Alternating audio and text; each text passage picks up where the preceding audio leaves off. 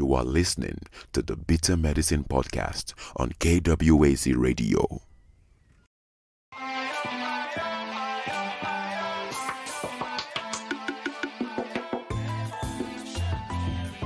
Welcome to the Bitter Medicine Podcast, where it's all about Black empowerment.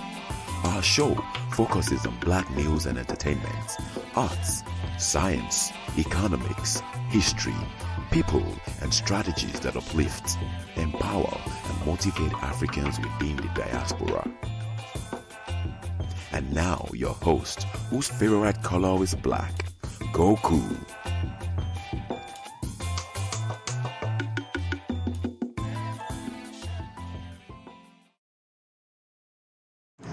Welcome back to the Bitter Medicine Podcast. I hope everyone is doing well. We have a good show lined up tonight as well. I'm messing up. Hold on. Yeah, so we have a good show lined up tonight as well. Before I jump into tonight's show, I want to give a quick spotlight to the brother Arthur. I was going through social media earlier, and I saw where he made this post. He's also known as Faithful to the End on Instagram and on Twitter. And he says, he asks, who is willing to host a 2-hour live performance in the near future? If you don't know, Arthur is a guitarist, known for playing. You'll see on his social media, he's always playing on the street corners, etc. And he wants to know, who's willing to host a 2-year live performance in the near future. Me performing my catalog, flights are cheap. I sleep on couches and floors. If we can get 20 at the door, paying $10 a head, we can about cover costs. I just need to perform my music for my people. And then he follows up by asking, where should he perform first? Houston, Dallas, Miami, New York, North Carolina, Los Angeles, etc. So if you're willing to, if you love, independent artists, this is my spotlight on Arthur. Make sure to give him a follow on social media. And if you can help him with his music, with his musical requests, he's also seeking a drummer, a reggae drummer. If you can help him out, help the brother out, all right? That's the spotlight today.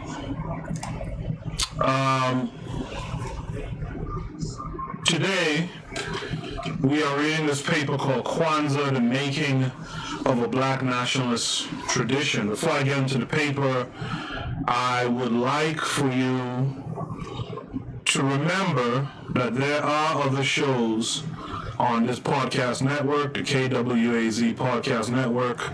Here's some of the other shows.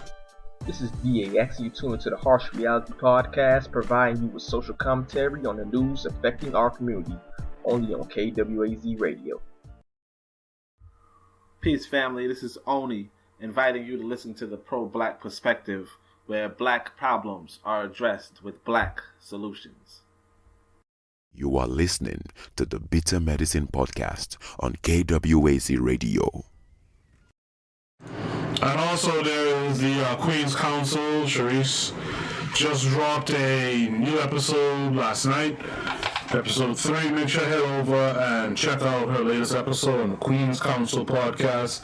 You can find her at the Queen's Council Pod on social media. But just go to YouTube, type in the Queen's Council Podcast, and you should be able to come to her podcast. All right. That's out of the way. Let's discuss Kwanzaa, the Making of a Black Nationalist Tradition. This paper is by Elizabeth Pleck. A 7-day festival beginning on December 26, Kwanzaa, created in 1966, is one of the most lasting innovations of United States Black nationalism of the 1960s. Becoming more popular in Canada, the Caribbean, and elsewhere, Kwanzaa is still chiefly celebrated in the United States. Designed to resemble the ritual at an African harvest festival, Kwanzaa consists of a number of activities from feasting and lighting candles to recitations and the giving of small gifts to children. A marketing survey in 1997 estimated that Kwanzaa is celebrated by 1 out of 7 United States blacks. 2 successive acts of national imprimatur demonstrate the growing acceptance of Kwanzaa. The Postal Service offered a Kwanzaa stamp for sale in 1997. The same year, President Clinton became the first United States president to issue a proclamation sending good wishes to Americans who celebrate Kwanzaa. Kwanzaa is significant both because of its popularity and because it retells the African American story, with the distant African rule past elevated to the point of origin. It is even more significant as a cultural event, where African American racial identity is formed and refashioned in the post-civil rights era. As a flexible ritual that changed, grew, and flourished over the years, the history of Kwanzaa is replete with ironies. Born in part out of a critique of capitalism in the United States, the holiday owed much of its growing acceptance to refurbishing through consumerism. Originating among a black nationalist scornful of black matriarchy, Kwanzaa found its most eager enthusiasts among black women, who usually organized the feasts in the home. Seen as an accessible ritual bound to appeal to the black masses, Kwanzaa was taken up mainly by the black middle class. A ceremony intended to replicate a simple harvest festival, most Kwanzaa celebrations occurred among residents of large cities or suburbs. Created by an intellectual hostile to Christianity, Kwanzaa proved dynamic enough to be redefined as religious, secular, or both, and as fully compatible with Christianity. Stemming from a rejection of racial integration, the holiday time Kwanzaa celebration at many public schools function as a sign of toleration for cultural difference. Seen as a ritual to develop a diasporic African identity, Kwanzaa became more appealing as it came to include many more elements of African American history and culture. The theme of this essay is this ironic transformation in the meaning, practice, and discourse of Kwanzaa between its founding in 1966 and an artificial endpoint 1990.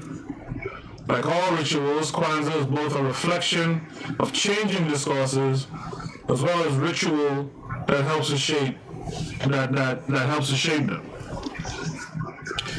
The typical way of explaining the popularity of a nationalist ritual is to begin by classifying it as an invented tradition.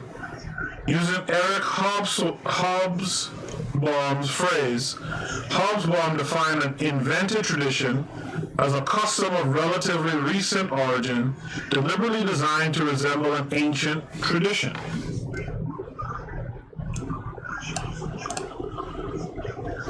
Hobsbawm found that many invented traditions, from kilt wearing to Bastille Day, were inspired by various forms of nationalism. These rituals were intended to celebrate a glorious national past. Hobsbawm thought the late 19th century a stretch of time particularly significant in the development of nationalist ritual because many European countries and the United States confronted the difficulty of forging bonds of national loyalty among large, often urban, immigrant populations.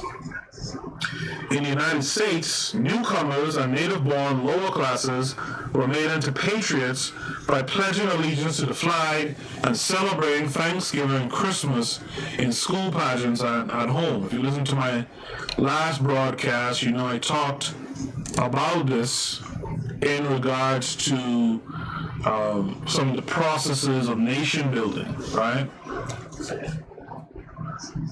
Which also can apply to maintaining nation as well. The ability of a small group of adherents to invent new myths and traditions is one sign of the strength of nationalism. Yet not all the rituals nationalists propose succeed. A sure indication of success is the public's willingness to regard the new ritual as authentic. There are thus similarities between Gilded Age United States and European nationalist rituals and Kwanzaa. Nonetheless, the differences are more striking than the similarities. Kwanzaa was not merely a new nationalist ritual, but an alternative to the dominant one of the season. Black nationalists were United States citizens assigning their national identity a far lower priority than their racial identity. In fact, they were hostile to the country of their birth and patriotic display, decidedly opposed to serving in the Vietnam War and critical of the nation's values and institutions. You see, this is what the current folks in America, black folks in America, are lacking right now. Black folks in America are, instead of rebuking and separating from U.S. ideals and what the U.S. represents, a lot of black folks are in fact embracing America now, right? And it's problematic. Hold on a second. Okay? Black nationalists did not control the government or seek to secure the allegiance of the masses to the government. Instead, they were radicals, engaged in frequent armed confrontations with the police and shootouts with other black nationalist groups. Kwanzaa became widely adopted in schools and homes only when it shared its oppositional character and came to be redefined as a more familial event. It was especially appealing to the black middle class and the main holiday makers, black women, who were seeking a child-oriented, highly sentimental Christmas time holiday, as well as one of racial self-definition. By the 1990s, Kwanzaa had become established enough to inspire critique from black intellectuals writing in mainstream journals and in black magazines. Anna Weil, a journalist whose article appeared in the Public Interest in 1995, and Gerald Early, a professor of African American literature at Washington University, in a Harper's article in 1997, have offered assessments of the festival. Both articles combine sociological analysis and a bit of contemporary history with largely negative views of Kwanzaa. Anne Wild, who describes celebrations in the Roxbury section of Boston and in Cambridge, Massachusetts, briefly traced the commercialization of the holiday through expositions of consumer goods, adoption in the public schools, museums, and at black churches. To Wild, Kwanzaa helped to develop black middle-class racial identity, but was marred by antagonism towards whites. She noted the exclusion of whites, even a white mother of an interracial child, from Kwanzaa celebrations. Weil concluded that Kwanzaa is essentially an effort on the part of African Americans to create community cohesiveness, though still unfortunately coupled in some ways with anti-white feeling. And, right here is just where you gotta give the middle finger to white folks, right? But the problem is, who gave them this superiority complex, right? When you center your lives, your black lives, so closely to theirs, and you're following tooth and nail on what's going on in their world and in their life, right? They expect to have the same freedoms in your world and your life. You see? So, because you spend so much time paying attention to them, well, they in turn expect to pay attention to you.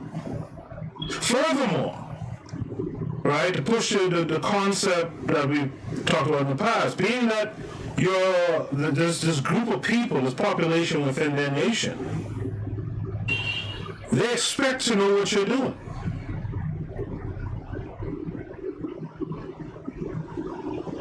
Any job I've worked on with these other folks, I expect if I'm standing up talking to a black guy long enough or a black woman long enough, someone's going to come over there and try to strike up some conversation or see what we're talking about in some semi-slick way. Right? So of course when they see you celebrating your culture, right? Something that's created for you and by you. These folks want to interject themselves. And when they're reprimanded, they lash out like this wild woman did.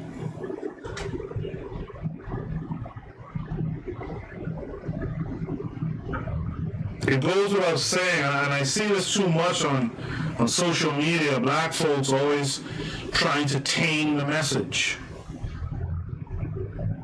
Just because I'm pro-black don't mean I'm anti-white. Shut up. You're pro-black and you stand on it. That's it. You know, I saw this clown-ass Negro Touré earlier today. I saw someone retweet this. And Touré is out here talking about, let me see if I can find it so I could represent it properly. Right? But Touré is just a whole other whole-ass dude out here. And he had some post that says, I'm black no matter who I date. I'm pro-black because I love black people. I'm critical of white supremacy and white people in general because they deserve it. None of that is contradicted by marrying a non-black person, especially when that person shares my critique of whiteness. Of course, I had to retweet it and I said, thou shalt love thy black neighbor and hate thine cracker enemy. Right? And I say that because, listen, just because one of these folks wants sexual access to you while you want sexual access to them doesn't make them your ally. Right? And you giving this message that you can be pro-black or what have you, or black nationalist, and still love up on white people is just bogus as hell. Right? Just bogus as hell. Anyway, let me get back to the reading. Early offered a second, Early offered a second negative appraisal on Harper's in 1997 as he pondered his own ambivalence about attending student-initiated Kwanzaa celebrations at his university. He examined the ritual of Kwanzaa and 7 principles called the Ingusu Saba, affirmed each night of the festival. He wrote, quote, for in creating a cultural orthodoxy designed to combat racism, urban disorder, and a legacy of oppression, we subject ourselves to delusional dogma, the tyranny of conformity and language that rings of fascist imagery. End of quote. Like Wilde, Early argued the holiday appealed mainly to the black middle class who found the ritual a kind of therapy to heal the wounds inflicted from racial slights and insults. Early just kind of contradicts himself if that's his overall take. Along with other influential black scholars, Early was concerned that in creating a mythic African heritage, black nationalists were rejecting the creativity of United States black culture, from jazz to the blues, to dance, to Southern cooking. Oh, boy. I don't have to tell y'all, right? I think we understand the simple-mindedness of this simpleton, right? By the way, thanks to you guys who are with me live tonight. I appreciate you. Early's essay is longer and more comprehensive than Wilde's. He prospectively notes Kwanzaa was able to capitalize on black hostility toward the whiteness and commercialization of Christmas. Both authors sense that the Kwanzaa of the 90s differs from the ritual of the 1960s, but not being historians, do not attempt to date the transformation or explain why it occurred. Both authors understand that the holiday became popular mainly among the black bourgeoisie, without providing a complete explanation of the appeal of the holiday to the middle class. Before I get to it, guys in the chat, what appeal do you find in Kwanzaa? You know, what about Kwanzaa particularly appeals to the middle class? Put your answers in the chat room. I'll read them off live on the air and we'll discuss it. To continue, to historicize Kwanzaa is to place the holiday within the dual context of black nationalism of the 1960s and the development of the black middle class in the 1980s. In this dual context, this essay examines the dynamic and protean character of black nationalism and the ways that the ritual of Kwanzaa could address the needs and anxieties of the burgeoning black middle class in the post-civil rights era. There is a gender as well as class dimension to the history of Kwanzaa, in that black women put the familial version of Kwanzaa into practice as they saw a holiday of family gathering and instruction for children. The origins of Kwanzaa lie in black nationalist responses to the Watts Riot of 1966. Because Kwanzaa had a single creator, Maulana Ronald Karenga, Kwanzaa emerged from Karenga's distinct brand of cultural nationalism and from the aesthetic decisions he made.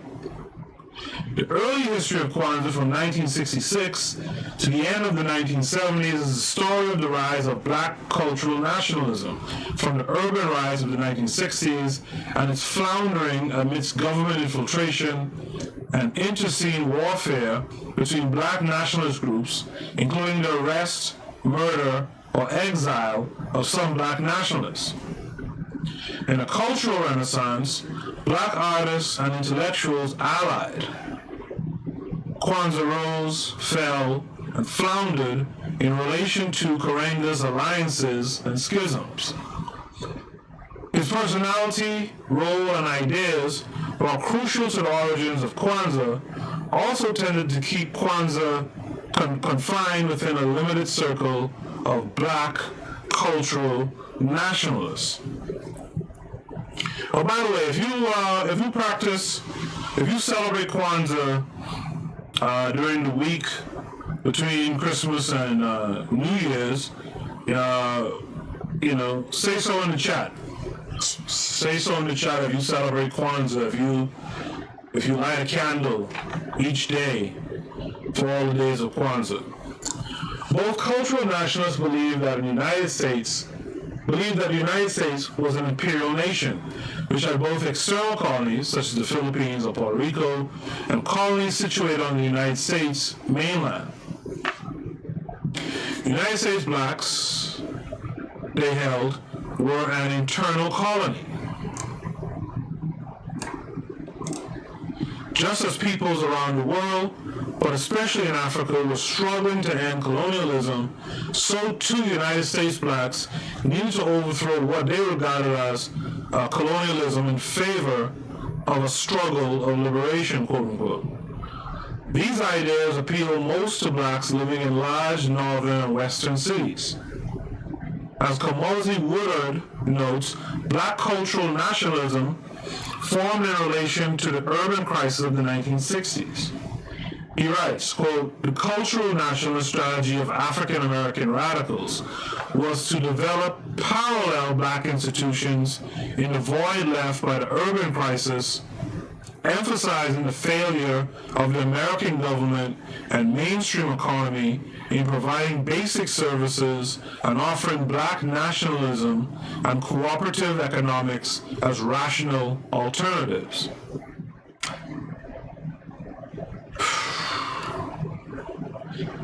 Karenga favored the formation of a black independent political power in municipal government. He also believed that cultural liberation was both a necessity and the first stage in the longer process of establishing a separate black nation. The problem with all of their thinking is that why would white folks, why would they share with you? They have their cake, they get to eat from it. Why would they share from you? Why would they, and especially being a capitalist, imperialist nation, right? Why would they share their profits with you? Why would they enrich you?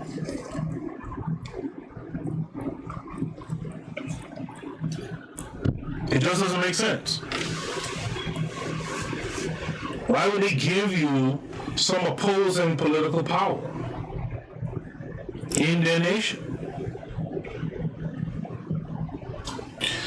As 1960s cultural politics, organizational affirmation, imagined historical memory of Africa with gender assumptions close to the surface, Kwanzaa was entirely Karenga's. At age 25, he was a student, an intellectual, and a revolutionary black nationalist. At the time he created Kwanzaa, Karenga had not visited Africa. He was born Ronald Everett in 1941, one of 14 children of a Baptist minister from Parsonsburg, Maryland, and a homemaker mother. He moved to Los Angeles in 1959 because he had an older brother employed as a teacher living there. Everett attended Los Angeles City College, where he became the first black elected student body president. He was active in campus civil rights activities, supporting the work of SNCC and CORE in the South. SNCC and CORE in the South. Karenga transferred to UCLA and received a BA in political science with an emphasis on African studies in 1963. The same year, a Bay Area black activist, Donald Warren, founded a small local organization, the Afro-American Association. If I remember correctly, Donald Warren is Malcolm X's cousin. The group rejected racial integration and called for black self-help and greater economic development within black neighborhoods. The group rejected racial integration and called for black self-help and greater economic development within black neighborhoods. That's something I could get behind. Members of the organization lectured using street language in black neighborhoods. Warren asked Karenga to head a Los Angeles branch of the association. The association fell apart within a year because of personality conflicts and struggles for power. But Karenga was on his way toward not only self-definition as a nationalist, but toward the idea of heading his own organization. In 1964, Karenga received an MA in political science from UCLA. His personal transformation into a black nationalist is reflected in two stages of renaming. Around 1963, when he became Ron Karenga, Swahili for tradition, and 1965, when he became Maulana Karenga, master teacher of tradition. He also began to shave his head, adopt his trademark Genghis Khan type mustache, and wear sunglasses in this period. Why they put that there, I'm not sure. Although Karenga was a black nationalist before the Watts riot in August of 1965, the riot helped black nationalism gain ground in Los Angeles and other large cities. The rioting and destruction of property by black residents of a mainly black section of Los Angeles was at the time the largest single urban rebellion of the 1960s, born out of frustration with police brutality and continued inequality amidst the surface prosperity and civil rights legislative advances of the 1960s. I mean, this doesn't sound no different than now. The Watts riot lasted 5 days in August of 1965. It left 34 known dead and about 900 injured. Karenga actually tried to quell the violence because he believed that black residents of Watts were destroying their own neighborhood. Less than a month after the Watts riot, Karenga founded a black nationalist organization in Los Angeles called US, meaning as opposed to them. The main task of US, under the leadership of Karenga, was to create a cultural revolution among us, or U.S. blacks, as the basis for a revitalization of African American life and the eventual formation of an independent black political party, or a violent revolution. Karenga's statement about his ultimate goal varied depending on his audience and or his interviewer. Smart. Right? Karenga, employed as a Los Angeles County social worker and teaching Swahili at the Fremont Adult School, seems to have recruited many members of us from East Los Angeles gangs. Some former gang members became armed bodyguards of Karenga. His Simba Wachukas, young lions, a few of the Simbas even lived next door to Karenga in a Los Angeles apartment house complex. Karenga's nationalism led him to create a vanguard organization, insist on the learning of a national language, Swahili and fashion. Learning of a national language, Swahili, and fashion a philosophy that elaborated black nationalism more in cultural than political terms.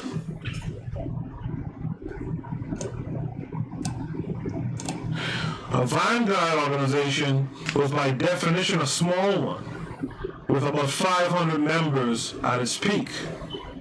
Karenga looked to Marcus Garvey and W.E.B. Du Bois and several of African intellectuals for inspiration. As to the national language, Swahili was a non-tribal language of the East African coast.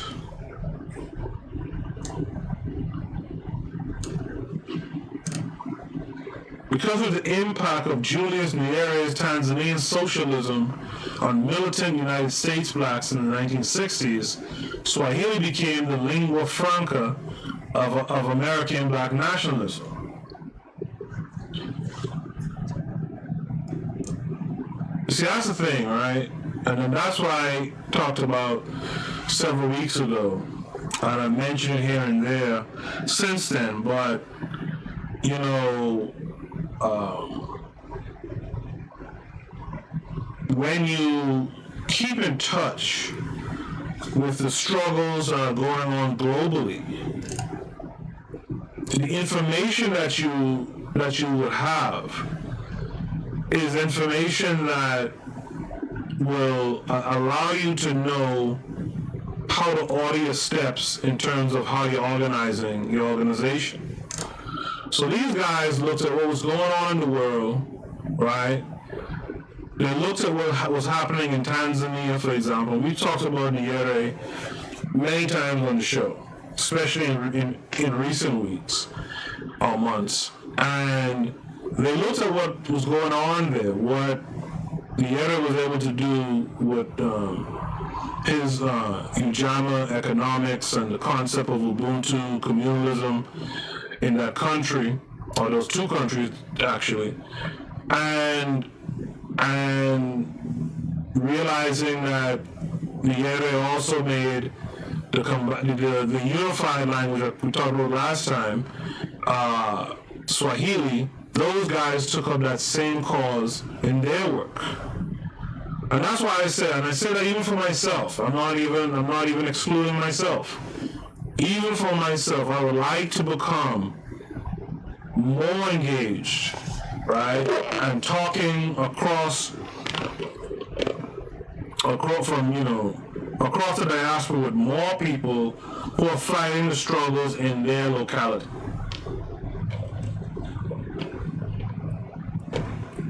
I'd like to know what folks are doing elsewhere in this global fight. You feel me? And we see the benefit of that here in what Karenga and them did, right? In the way they went about organizing. Karenga's KWAZ philosophy was the Swahili name, translated as reason and tradition, for Karenga's fusion of black nationalism, pan-Africanism, and anti-capitalism. Karenga seems to have drafted his Nguso Saba, his 7 principles, in September of 1965 as a form of pledge of allegiance to the organization and a statement of the basic values fundamental to KWAZ. His followers were supposed to memorize the 7 principles in English and Swahili. The 7 principles in English were unity, self-determination, collective work and responsibility, cooperative economics, purpose, creativity, and faith. On Saturday, I'm putting this out there now. There's only a few of you listening live. Hopefully most of you will catch the playback. On Saturday coming, the day after what they call Christmas, what is called Boxing Day in the Caribbean, I would like for folks to join me live in discussing the strategies towards unity, being that's the first day of Kwanzaa, and the first day of Kwanzaa is about unity. Let's have a discussion. I'd like to get Onita to talk about the class.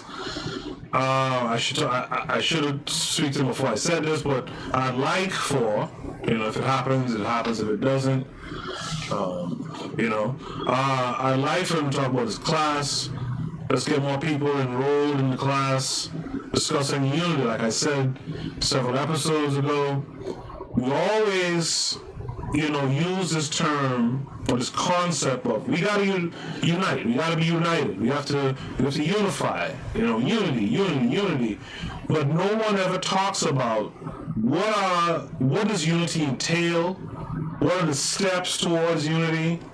Even in my live discussion when it came up, none of us who were on the live were really putting up any ideas for, what is it that creates unity. Now, I've read some papers since, right, that give some ideas, particularly the last paper I did on nation building.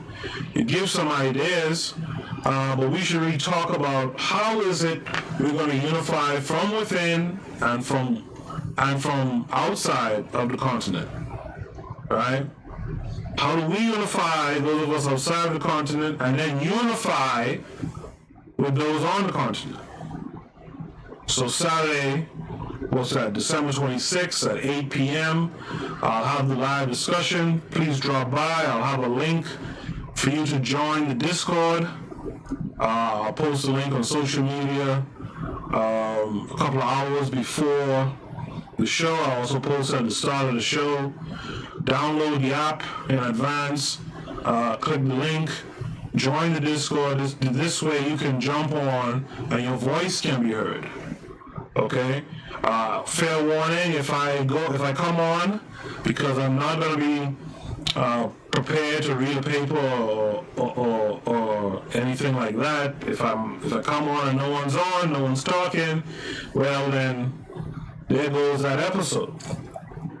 Right? So I want everyone to be prepared for what's coming on Saturday. But anyway, these were the 7 principles in English: unity, self-determination, collective work and responsibility, cooperative economics, purpose, creativity, and faith. And you can see the Gavi in those 7 principles. Cooperative economics was an ideological tenet of Julius Nyerere's form of African socialism. Unity was important to Nyerere and to Leopold Senghor, the president of Senegal, whose concept of Pan-Africanism through negritude depended upon it. At each of the 7 days of Kwanzaa, participants affirmed one of the 7 principles. The origin of Karenga's interest in numerology, 7 principles, 7 candles, 7 days is not clear. Well, it's a biblical principle, and he's probably gleaning it from Old Testament practices. A little more than a year after establishing his organization and drafting the Nguso Saba, Karenga held the first Kwanzaa. The first Karamu, which is the last night feast of Kwanzaa occurring on New Year's Eve, took place at the Los Angeles apartment of a supporter of us in December of 1966. About 50 people participated in a feast that included African dancing and telling of African folk tales. The apartment was decorated with black, red, and green candles, the Black Nationalist colors Garvey had chosen. A woman member of us living in one of their communes called a house both explained the elements of Kwanzaa and described a Karamu in a 1972 Black Nationalist publication. She mentioned the same elements as those of the event in 1966.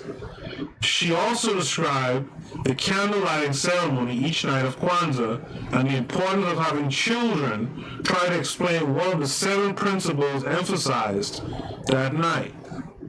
All right? Again, you know, we talked about propaganda in the last paper, right? We talked about nation building and, you know, some of the approaches to nation building countries in Africa have taken. And in our discussion, you know, I brought up like Pledge of Allegiance. I grew up saying the Pledge of Allegiance in my hometown. Sister Renee also, in fact, she was talking about that today with me. Also had to do the pledge here in the States. And to this day, she can still remember the pledge verbatim, as well as I can remember the pledge in my hometown verbatim to this day.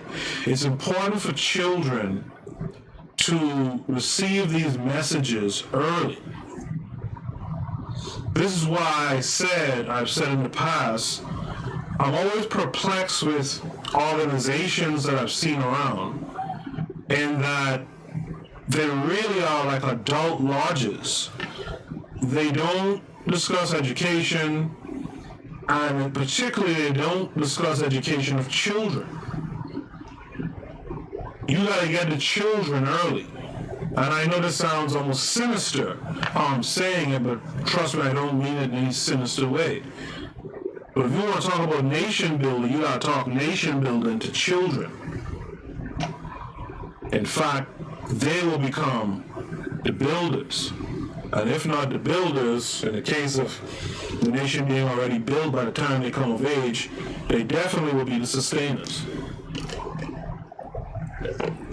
If not, if you don't get them early, they will be the destroyers. The importance of having children try to explain one of the 7 principles emphasized that night, quote, since it is for them that this is done, end of quote. She added that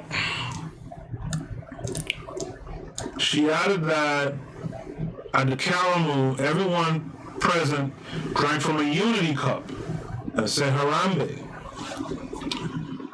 The Karamu, she wrote, was an all-night New Year's Eve party for adults. She added, quote, after the African part of Karamu, we moved to a position of Afro-American expressions and gig all night long. You know, if I had thought about it earlier, I would have done a New Year's Eve night, a Karamu, and I would have had people I've had on the show before who were spoken word poets, written form poets, guys who are performers, etc. I would have organized something like that. And we just gig out, as they said here, all night long. In the late 1960s and early 1970s, Kwanzaa spread to other cities where cultural black nationalism flourished. a branch of us in San Diego and in San Francisco, Brooklyn, New Orleans, Newark, Chicago, Durham, and Atlanta. Quick question for you guys. If you were to develop an organization today, and you wanted to establish branches of that organization throughout America, would these be today, right? Because they did this in the late 60s, early 70s. It's 2020 going into 2021. Would these be the places you would seek to establish a branch of your organization, a Black nationalist or even pan-Africanist organization? The diffusion was far more ideological than organizational. Us remained a small group and even briefly disbanded in the mid-1970s. Instead, cultural nationalists who agreed with Karenga,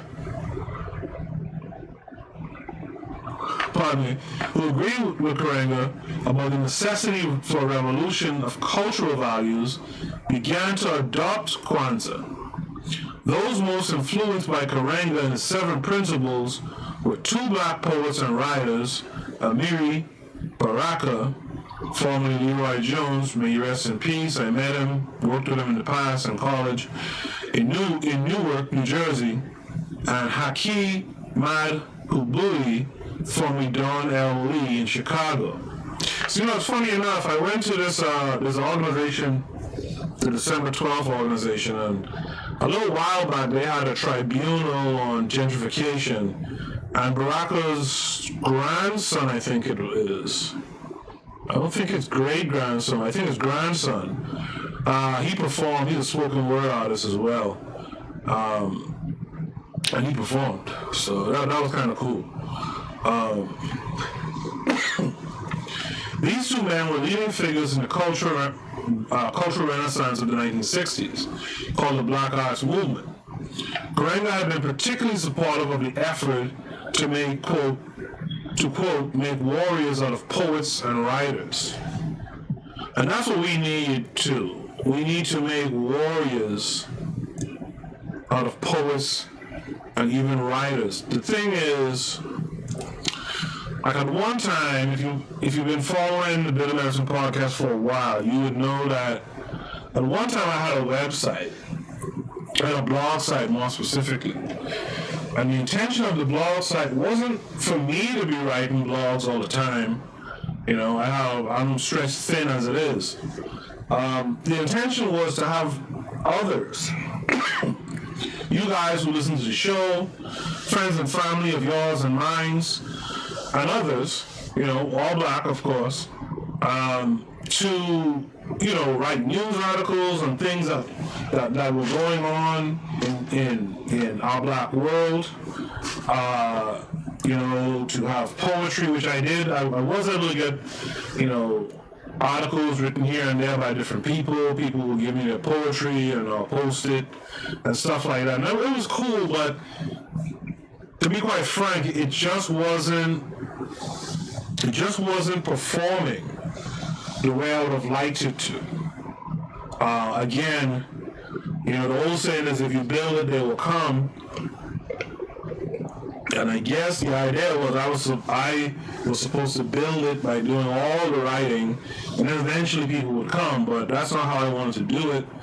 And it's something to think about again in the future, but the main idea is that we have people who are writers.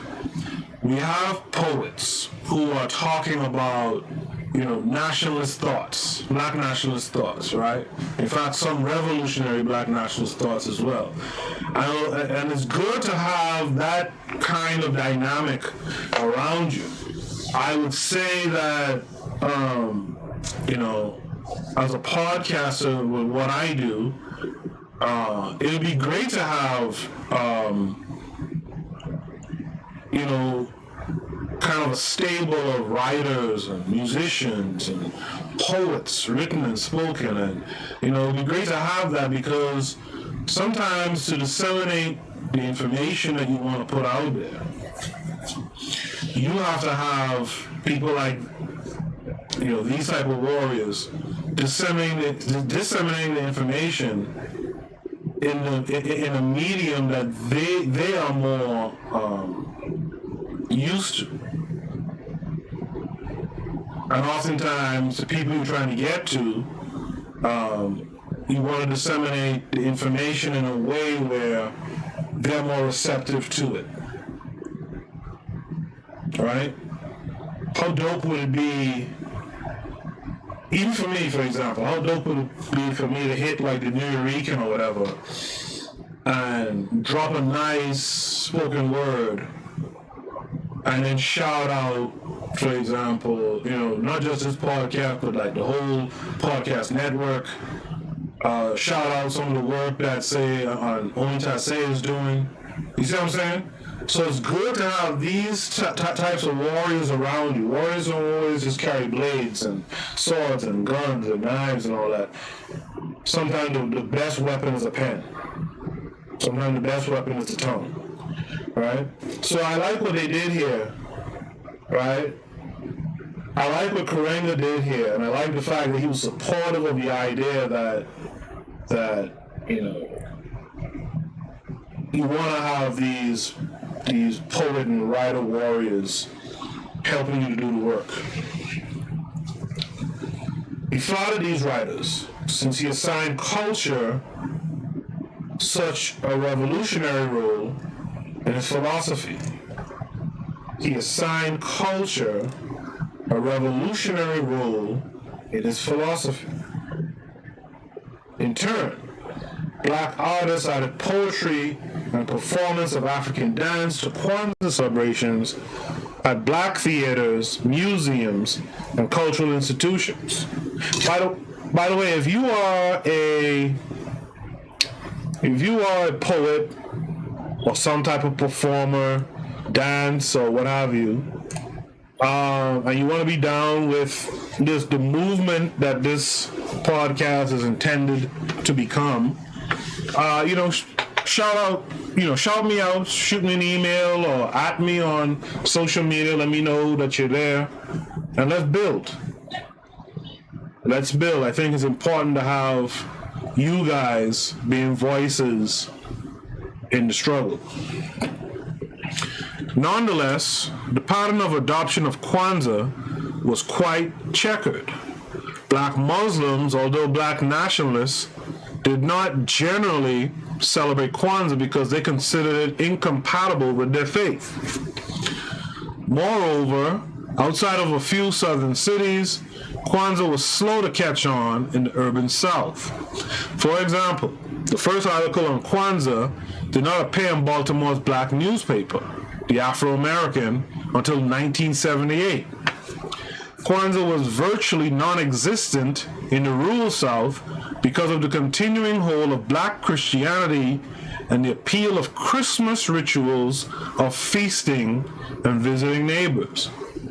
And when you create something, and I'm going to play a video later that gets into this a little bit deeper, right? Before this show ends, I'm going to play a video.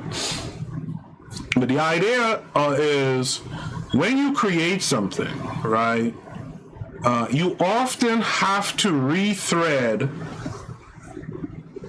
some ideals or postures or movements or what have you from previous traditions. So even, let's say, if you're trying to get the people away from, say, Christianity, you're going to have to use some elements of Christianity to draw them to your side. And I know it's crazy to think of it that way. I know it seems even counterintuitive to some extent. But the reality is people follow the familiar. When you try to pull people away from the familiar instantly, immediately, as we say in my hometown, soon directly, you're going to have a problem.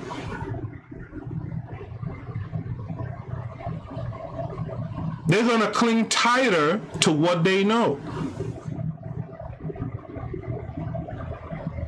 So one of the reasons why Kwanzaa has some elements of, say, Judaism or Christianity inside of it is because, I believe, you have to have some of those elements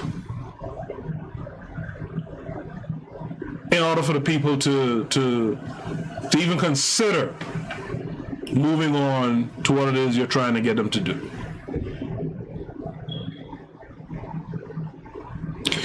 Internal divisions within the Black Nationalist movement also hampered the adoption of Kwanzaa in the late 1960s and 1970s. Kwanzaa was a divisive Black nationalist ritual, since it symbolized the differences between the revolutionary nationalism of the Black Panthers and the cultural nationalism of Karenga. At first glance, the Panthers and us appear remarkably similar. They were relatively small groups founded about the same time in California cities by charismatic men. Karenga even participated in Panther meetings in the early years. Like Karenga, two founders of the Panthers, Bobby Seale and Huey P. Newton, had belonged to the Afro-American Association. Both groups were heavily armed. Both groups opposed the war in Vietnam. As the Panthers grew, however, they developed strong ties with white leaders of the New Left and embraced their own version of Marxism and support for wars of national liberation on many continents, not just the African one. And that's one of the criticisms of the Panthers. I actually like the Panthers, the Black Panthers. I like them in the macro. Now I gotta think about it. Do I like them in the macro or the micro more? I guess I could say I like them in the macro sense, but when you get down to the micro level, you start to realize they were Marxist leaning. They were kind of pro-American, definitely pro. They were definitely blacks being kind of pro-American and all that kind of stuff. A lot of them fought in the Vietnam War before, becoming Black Panthers, etc., etc. I have issues with that. And I think that's why sometimes you'll hear people kind of dog them out for not being really revolutionary, right? And like this part of the paper talks about their ties with white leaders of the New Left and all that kind of stuff. Nah, that stuff I can't really grind with that kind of stuff, right? But in a general sense,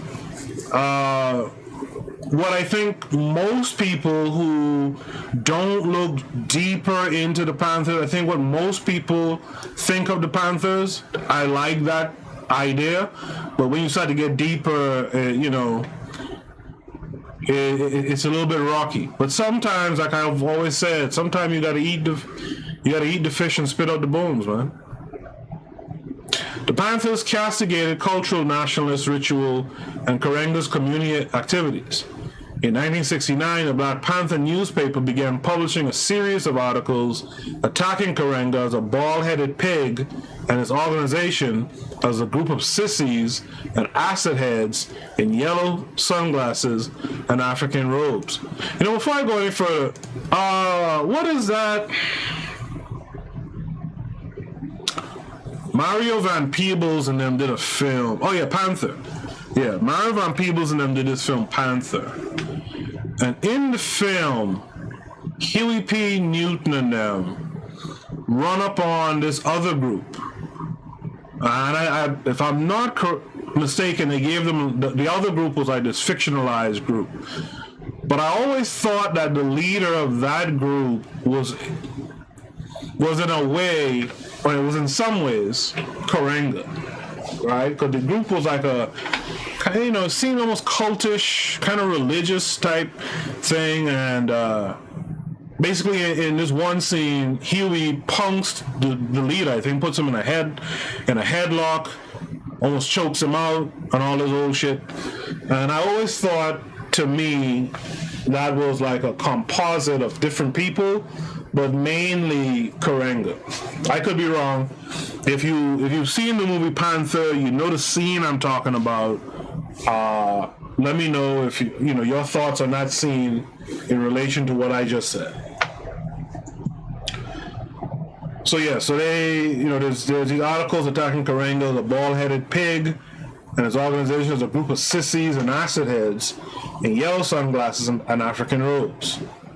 The Black Panther paper claimed Karenga was using LSD, charging opponents with lack of manliness or even homosexuality was a standard feature of much black nationalist rhetoric in this period.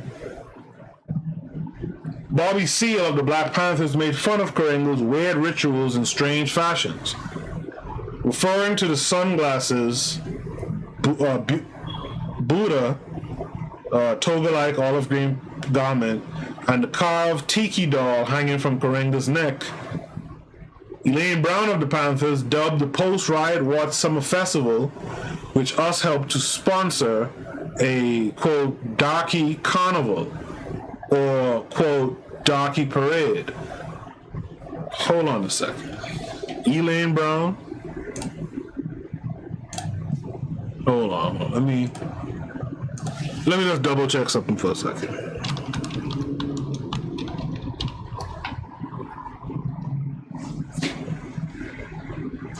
Yeah, Elaine Brown needed to be checked for that. Elaine Brown needed to be checked for that. When you have your time, 'cause I was trying to make sure you look up Elaine Brown. She needed to be checked for that. Darky Carnival? Darky Parade? All right. Okay. Panthers further argued that the desire to invent African traditions was at best apolitical and at worst a form of escapism, deterring a focus on contemporary social and economic problems. So yeah, you see, this is where, when you get into the nitty-gritty of it, this is where the Panthers get a lot of criticism, from me included, right? And like I said a long time ago on this show, the idea that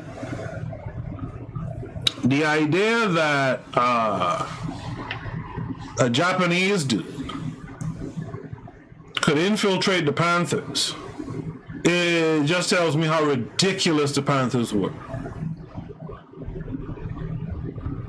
It just tells me how ridiculous the Panthers were.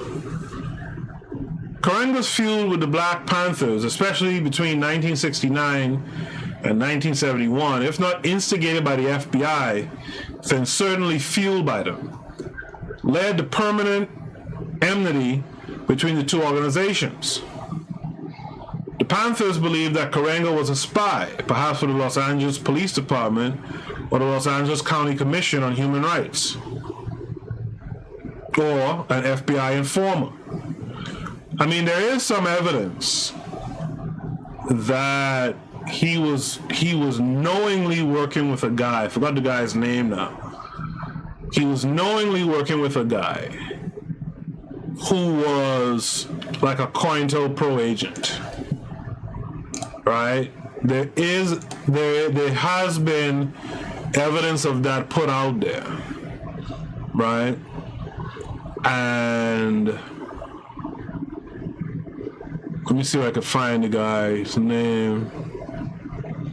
But it has been put out there that he was working with this guy, and this guy was getting guns and whatnot from like the Los Angeles Police Department. Yeah, the guy's name was Louis Tackwood, a former informant with the Los Angeles Police Department's Criminal Conspiracy Section, an author of the Glass House tapes. Said that Karenga was knowingly provided financial, arms, and other support by LAPD, with Tackwood as the liaison for US operations against the Black Panthers. So it was a known thing. So it's pretty known that, Karenga was knowingly working with these guys, all because of this rift between his org and the Panthers. And that's the thing that That's one of the things we really got to come off of. Sometimes we really gotta we gotta understand. Again, it comes down to war, right? If you're not fighting your enemy's winning. Let me repeat that one more again. If you're not fighting your enemy is winning. If you're fighting some other person instead of your enemy, especially when the other person you're fighting, their enemy is your enemy as well. When people who should be allies fight, the enemy wins.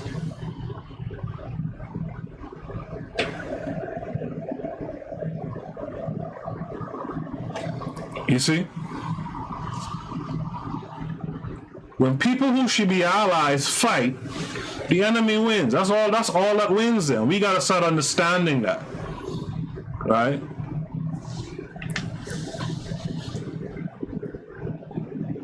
Before I go on, I see in the chat room there's some activity.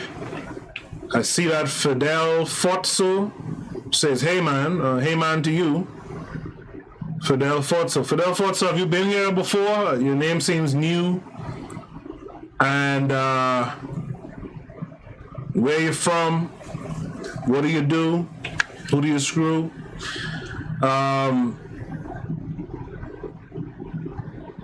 Resurgence, my boy Guns, he is in the room. He says, I myself do not celebrate Kwanzaa because of the shady history of the creator. Can't trust it. And then Resurgence says, facts. I guess right after I talked about when allies fight, the enemy wins, right? So by the way, thank you guys for joining me tonight. Thanks for jumping on in the chat room. The shows are always, to me, much better when I have a little back and forth going on with folks in the chat room, right? Makes the show a little bit more dynamic. We're going to talk about that shady history as well in a little bit, all right? To continue with the reading, these charges have never been proven, right? Referring to the idea that Karenga was a spy, right? The Panthers were suspicious of for several reasons. Suddenly in 1968, US had money to buy new vans and cars. Panthers were frequently sought by Los Angeles and San Diego police for carrying weapons, but the Panthers believe that the police had not stopped gun-toting US members or US members. After Dr. King's assassination, Karenga attended a meeting with the Los Angeles police chief designed to discuss how to quell rioting. Moreover, Governor Ronald Reagan called Karenga immediately after King's murder. Karenga attended a private meeting with Reagan where he claimed he tried to persuade the governor to release some US members, from prison. Yeah, anyone who's meeting with Reagan in that atmosphere would seem shady to me as well. If I saw Nancy Reagan meeting with Ronald Reagan, she's shady to me too, right? Doesn't Reagan have a gay son? I think his name Ronnie or something like that.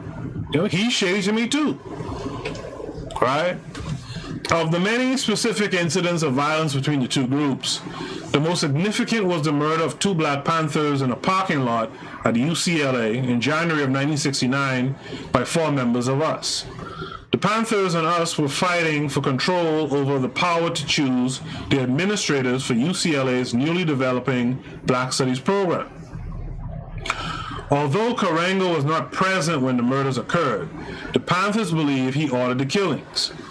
There were several factors contributing to the murders. And then, again, to go back to my earlier point, right?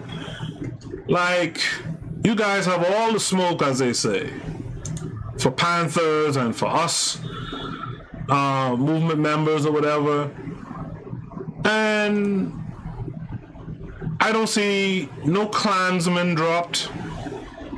I don't hear about no Klansmen being dropped. And, when I was in my home country, and I was learning U.S. history and learning about the Panthers and stuff like that, one of the things that always struck me was, how was it, you guys are walking around in Cali with guns and stuff like that, right?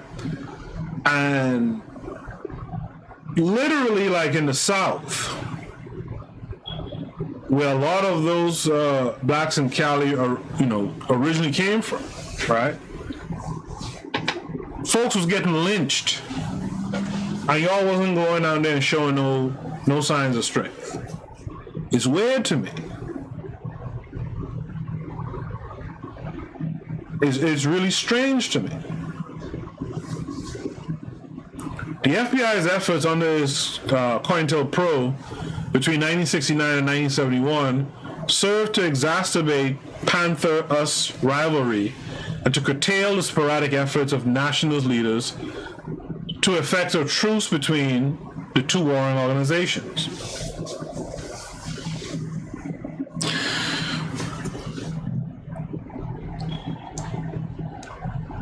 If you two are fighting as allies against one another, not only is the enemy winning, but the enemy must stoke the flames between the two of you so that you keep fighting between each other and keep them winning. It just makes sense. In a sense, I hate to say this, in a sense, this isn't even really a devious plot. This is warfare.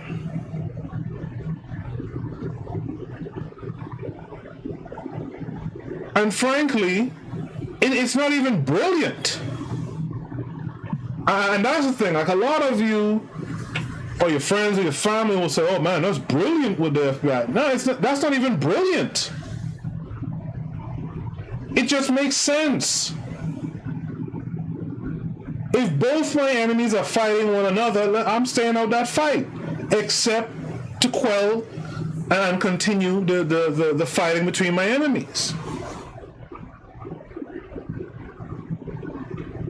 I mean, grade schoolers could come up with that. Primary school children could come up with that.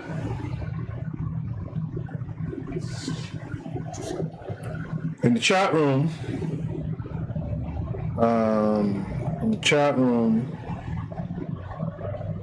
oh, I see my boy KW Dawn 7 is joining us. I haven't seen you in a minute. John Henry Clark called Karenga a faker to his face. Azuliism says, not one Panther killed one Klansman. Guns with no heart. Azuliism continues to say, that's why the older I get, the more I'm giving a side eye to the Panthers. Yeah, I think that's what happens. I think in our youth, right, again, we tend to see the macroscopic picture, right, the bigger picture, right, or the essence of something. And so we're kind of like rah-rah behind it. And I'll admit, Azuliism and I are in that age group where we could remember when the movie Panther came out. And that added, some flair to that advocacy, right? That kind of love affair to the Black Panthers, right? But it's only as you get older you start to see more things from a microscopic view, and you realize, wait, as KW Dawn says here, the Panthers were a Marxist, socialist integration movement funded by white philanthropists, and that's when you get the disappointment.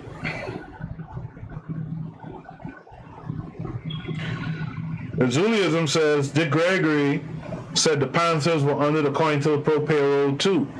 I won't be surprised. Definitely they had members who were, right? If not en masse, they definitely had members who were, right? And then it really goes on to agree with KW Dawn 7, etc. Right? That's why, I always tell young folks, you gotta live. There's something to life. There's knowledge and uplift. the longer you live. And no, I'm not gonna sit here and talk about, well, if XX Extension had lived, he might be Malcolm X. Nah, he didn't live long enough, so he wasn't. But what I'm saying is, if you do live long enough, you get to see the error in your thoughts sometimes, or the errors in your perception, right? Some of y'all live long enough to see that your moms wasn't about shit. You understand? So, or your daddy. But the thing is about life is you get to live longer, you get more information. That's the ultimate point I'm getting at, right? FBI informers seem to have exploited the enmity between Panthers and us by relaying inflammatory statements about the one group to the other in the context of a situation where both groups were armed and already held antagonistic views about the other. In addition, the fact that the Panthers and us recruited members from the Gladiators and the Sausons, two rival youth gangs, added combustion to the mix. Let me tell you something. Anytime you see an organization dealing heavy in the streets, that's an organization that you need to throw in the dumpster. And I know there'll be some civil rights age Negro coming along, but in the 60s, it was the streets who supported Martin. Dude, like, don't even do it. Right? A couple of hustlers who were making their money hustling did put some money behind MLK and stuff like that. But dudes who were walking around in the streets actively oppressing their peoples and community, that wasn't what that shit was about back in those days. Right? After the murders, Karenga, who like to call the Panthers kamikaze niggas, believed that the Panthers intended to retaliate for the deaths of their two members and were plotting to kill him. In addition, members of us, their weapons hidden in briefcases they carried, threatened the Black Nationalist Organization headed by Emiri Baraka in Newark because Baraka had refused Karenga's orders to cancel a major conference. Kwanzaa grew slowly in the early years. The preoccupation of Karenga and us with physical survival probably retarded its growth. Government infiltration may have contributed to a decline in us membership and to imprisonment of several us leaders and members. Undoubtedly, Karenga's imprisonment at the medium security California men's colony at St. Louis Obispo between 1971 and 1975 impeded the growth of Kwanzaa since the major leader of the organization was unavailable to tour the country and speak on behalf of the holiday.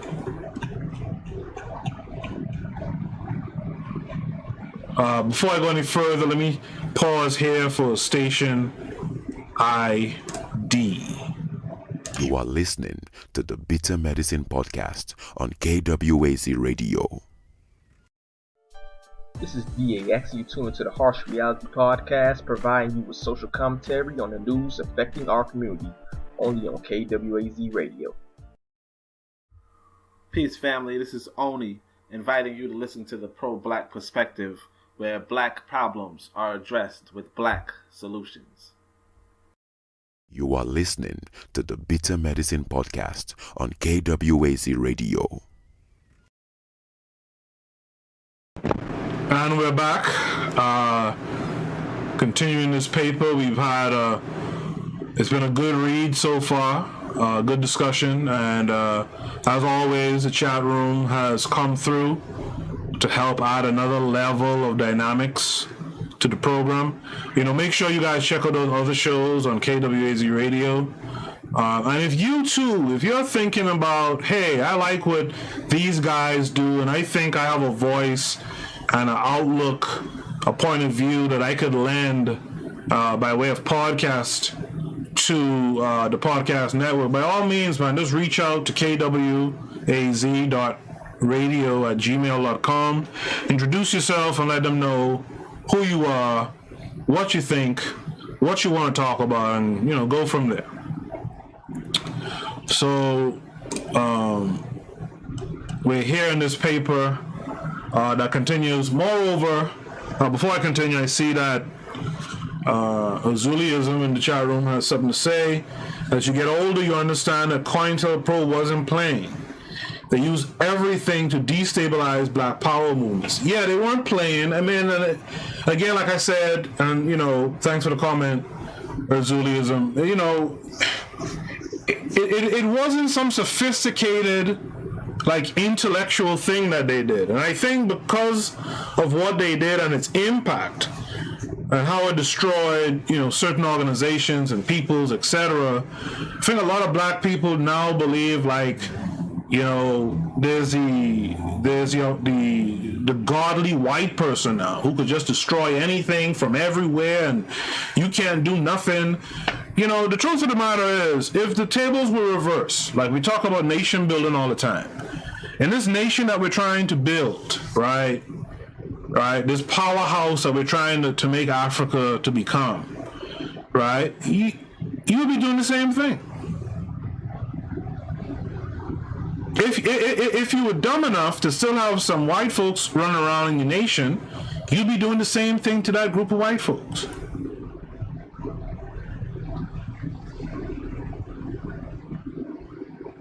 You'd be doing the same thing, right? So no, they weren't playing. They used sensible tactics, right? Nothing brilliant, just sensible enough. Right? And they use it well, I'll say that. Right? They use it well. One of these days I should read that letter. I was going to say email, there was no email at the time.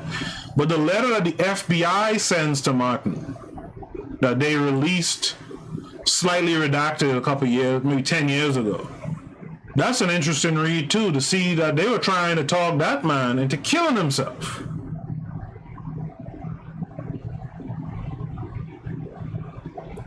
So they played the game. Moreover, the incident that led to Karenga's imprisonment increased his unsavory reputation in some Black circles and probably deterred interest in Kwanzaa among mainstream Black publications such as Ebony or Jet, or adoption of Kwanzaa at Black churches. And this is what Azuliism was talking about in the chat room, his history. They kind of skip over this part here, but I'll quickly go to Wikipedia and just give you the rundown of what happened with Karenga. So you go to Wikipedia, they talk about in this section called the criminal conviction and imprisonment. In 1971, Karenga was sentenced to 1 to 10 years in prison on counts of felony, assault, and false imprisonment. One of the victims gave testimony of how Karenga and other men tortured her and another woman. The woman described having been stripped and beaten with an electrical cord. Karenga's estranged wife, Brenda Lorraine Karenga, testified that she sat on the other woman's stomach while another man forced water into her mouth through a hose. A May 14th, 1971 article in the Los Angeles Times described the testimony of one of the women. Deborah Jones, who once was given the Swahili title of an African queen, said she and Gail Davis were whipped with an electrical cord and beaten with a karate baton after being ordered to remove their clothes. She testified that a hot soldering iron was placed in Miss Davis's mouth and placed between Mrs. Davis's face, and that one of her own big toes was tightened in a vice. Karenga, head of us, also put detergent and running hoses in their mouths, she said. They also were hit in the heads with toasters. Some strange weapons to be using, but okay. Jones and Brenda Karenga testified that Karenga believed the women were conspiring to poison him, which Davis has attributed to a combination of ongoing police pressure and his own drug abuse. Karenga denied any involvement in the torture and argued that the prosecution was political in nature. He was in prison at the California Men's Colony, where he studied and wrote on feminism, Pan-Africanism, and other subjects. The US organization fell into disarray during his absence and was disbanded in 1974. After he petitioned several black state officials to support his parole on fair sentencing grounds, it was granted in 1975. Karenga has declined to discuss the convictions with reporters and does not mention them in biographical materials. During a 2007 appearance at Wabash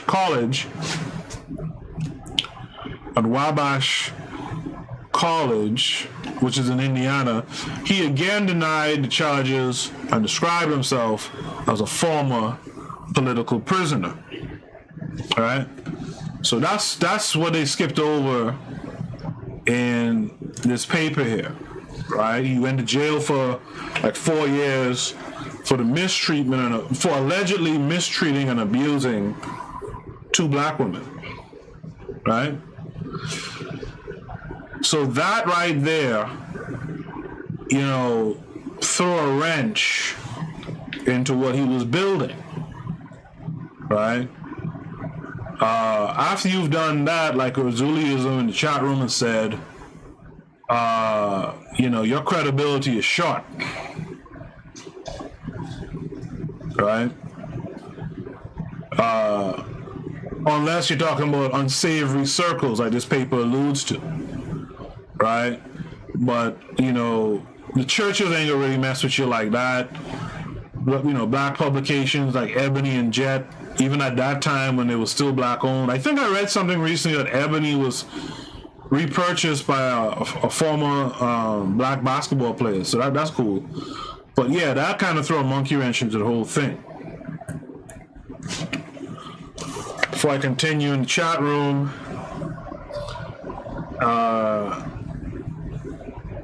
Resurgence says, why the leaders of these black power movements didn't anticipate that, or those moves? Why the leaders don't anticipate that?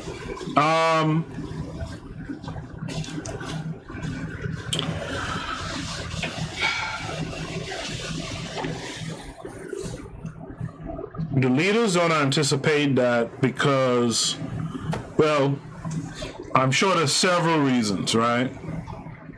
But remember, what COINTELPRO and them build off of, they build off of the trauma, right, that black folks endured due to the enslavement of Africans, right? There's a trauma there where black men don't trust other black men. There's a trauma there, and you see it play out every day on social media, where black men and black women have a hard time getting along.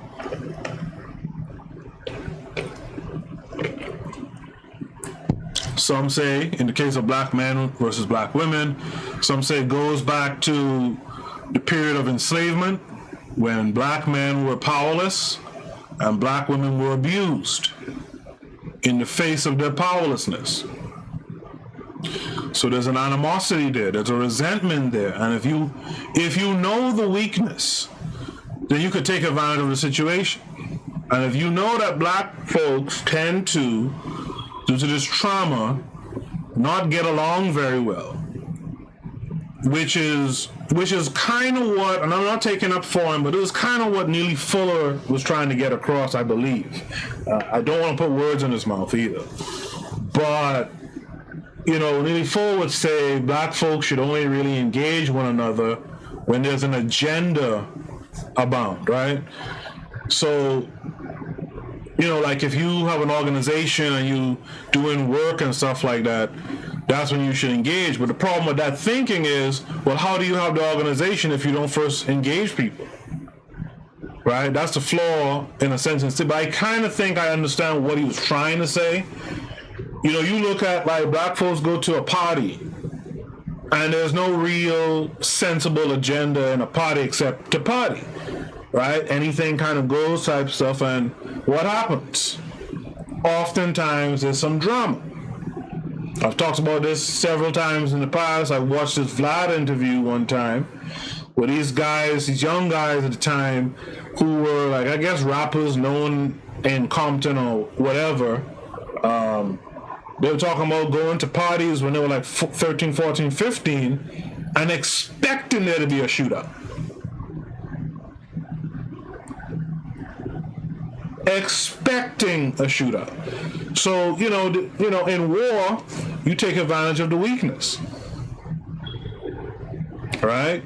If you're warring with a landlocked country that requires passage from the ocean or whatever to get their supplies, and they have to cross this piece, you take the piece of land that they have to cross to, right? You take advantage of the weaknesses. And so these guys play on, you know, the weaknesses in black folks. And that's why I say, and just as a reminder to those of you who mightn't have been here earlier, this is why, you know, we really have to deconstruct, right, what it means when we talk about unity. And then we have to create some construct of what unity is. What are the steps to unity? We can't ignore this past trauma that has us quick to be divided. I watched this movie last night. I forgot to tell this to the sister I was talking to earlier. Last night, or early this morning, I watched this movie, Ma Rainey's Bottom. And if you haven't seen it, it's a good film. It's Chadwick Boseman's last film. And the late Chadwick Boseman. R.I.P. to that brother. And in that film, I'm not going to talk too much about what goes on in the film. I don't want to give it away. But there's a big scene in the film that involves another character played by Gil, what's his name? Gil Thurman? Gil Thurman, right? And steps on Chadwick's shoes. And then, you know, this is back in like I believe it was like 1935 this film is in, 32 to 35, somewhere in there. Because she died around 1938, I believe. Right? In real life. And I looked at this scene, and I'm like, damn. You had emotional Negroes complaining about someone stepping on their shoes 100 years ago. You know, just about 100 years ago. It's crazy. It is crazy. And there's more to the story about the shoes. Again, I don't want to give away the story. But we have this thing about us, and again, it comes from our trauma, where stuff could go down. And your enemy will take advantage of it. If your enemy could keep you fighting amongst yourselves instead of fighting them, they'll do it. Karenga was sentenced to prison in 1971 on multiple charges of conspiracy and felonious assault in the beatings of two 20-year-old women, both former members of US. Oh yeah, before I go on, again, let me just finish that thought. Saturday, day after Christmas, Saturday night at 8 p.m., gonna have a discussion. I'm not preparing to read anything, any papers or whatnot. Just want to have a discussion. You guys come join me live. Let's talk about the steps towards unity, right? What does unity even look like? And how do we get there? Okay, so join me that night. I'll have a link up. You could join the Discord, and with the Discord, you could come into the voice chat room, so that we could have a conversation on air as opposed to you typing. And that's welcome as well. But if you want to jump on and have your voice heard, I'll have the link up. In fact, just add the Discord app to your devices from now, PC or Mac or phones, in preparation. All right, that's Saturday at 8. If no one joins me, then there won't be a show because I won't be preparing for one of my usual type of shows. Karenga was sentenced to prison in 1941 on multiple charges of conspiracy and felonious assault in the beatings of two 20-year-old women, both former members of US.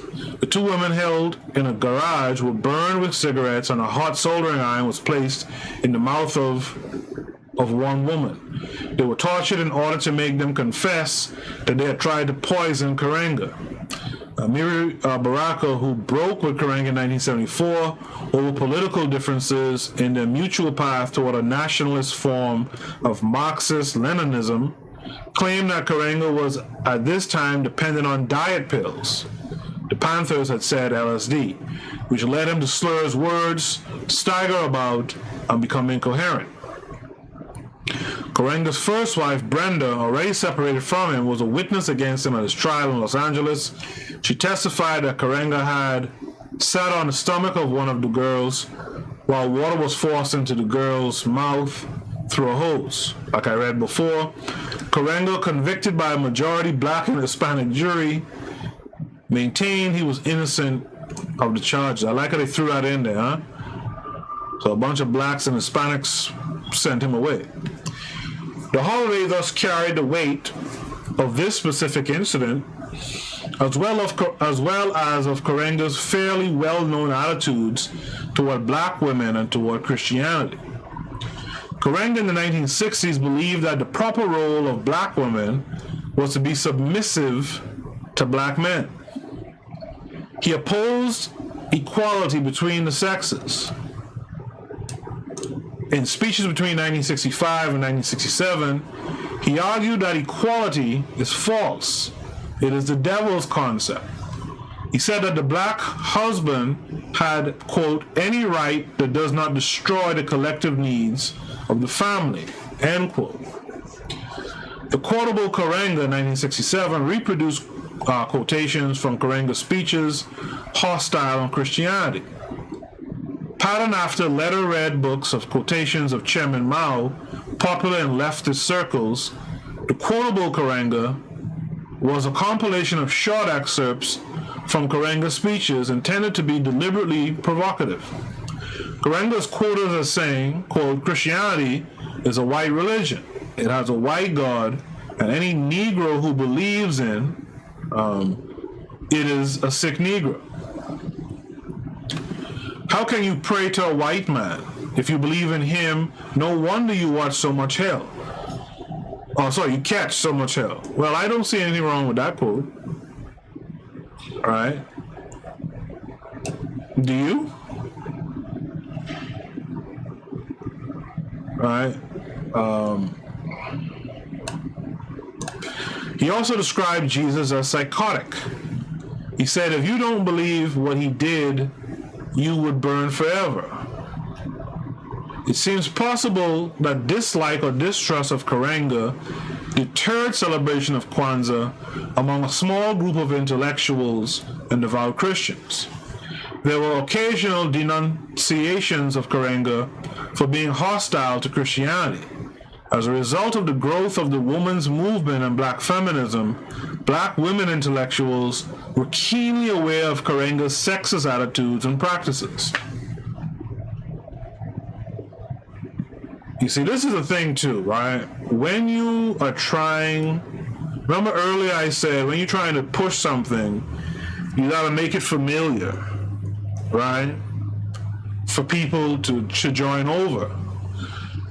You also have to keep it clean, because once you do something that calls your character into question, right? As I told you guys recently, I always read and reread this Booker T. Washington book on character, right? If your character gets called into question, everything else gets called into question. And people start to remember what you said back when, type shit, right? In 1997, the feminist social critic Bell Hooks was interviewed in Essence and offered several reasons why she did not celebrate Kwanzaa. She began by noting her dislike for what she considered the rigid format of Kwanzaa and the Ngusa Saba. Before I go further, I want to ask you guys in the chat room, right? We saw Azuliism say that he doesn't really mess with Kwanzaa because of the history, of Karenga, right? The creator of Kwanzaa. But this is a question, and this question has come up a lot in recent years in the advent of what's going on, or what has gone on with Bill Cosby and R. Kelly, right?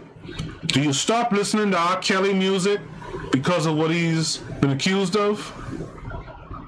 Do you suddenly think Bill Cosby is not one of the greatest comedians ever? Right? Or one of the greatest, comedy shows ever? Do you stop believing in those people because of what has been alleged? Right? I gotta say alleged, for legal purposes. Right? So do you throw out Karenga's idea and the 7 principles which again, those 7 principles are reflective of Julius Nyerere, Marcus Garvey et al., W.E.B. Du Bois, etc., etc. Do you throw it all out because of what's been alleged? Is there no value all of a sudden in the 7 principles? So that's a question I'm putting out to you guys in the chat room especially. Let's talk about it, right? In 1997, the feminist social critic Bell Hooks was interviewed in Essence and offered several reasons why she did not celebrate Kwanzaa. She began by noting her dislike for what she considered the rigid format of Kwanzaa and the Ngusa Saba, as if Christianity isn't rigid. She also told the interviewer, another troubling thing about Kwanzaa is that you're talking about patriarchal black nationalist men who decided they had to reinvent, in quote, in brackets, these principles, as if they didn't already exist.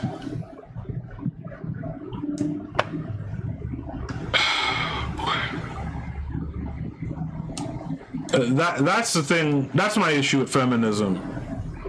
Right there. That's one of my issues with feminism. And if you know, you know. After having survived in the doldrums through Karenga's imprisonment and the second half of the 1970s, Kwanzaa was discovered by the black mainstream. The first article on Kwanzaa in Essence, which appeared in 1979, appears to have been an act of self-promotion by a Bay Area nationalist who had written a Kwanzaa manual. In 1979, Black Power was a fading slogan. That's interesting. Essence took little risk in publishing an article about it. The more significant date is 1983, when Ebony and Jet first published articles about Kwanzaa. Black sororities began to invite speakers to show their members how to celebrate Kwanzaa. Cedric McClester's Handbook on the Holiday, written in a more accessible style than Karenga's or Mad Habuti's pamphlets, appeared in 1985. He developed a lengthier script for the Karamu. He also created the folk figure of Nia Umoja, a Kwanzaa Santa and teller of African tales, who brought gifts to children. I think he went too far with that, right? Large national museums, New York City's American Museum of National History beginning in 1985 and the Smithsonian beginning in 1988 staged Kwanzaa celebrations. These large institutions located near black ghetto populations sought to address programming that showed interest and demonstrated goodwill towards African Americans. Celebrations of Kwanzaa at many college campuses date from this period. Increased publicity about Kwanzaa on television, radio, and mainstream newspapers encouraged the celebration, although many first learned about it from a friend. Some of those who celebrated Kwanzaa in public school or at a community center later came to practice it at home. So Remember, if I'm not mistaken, early in this paper, didn't they say Kwanzaa was like an upper middle class type thing? Writers other than Karenga became more important in the diffusion of Kwanzaa because they wrote in the popular style and thought of Kwanzaa in decorative and culinary rather than revolutionary terms.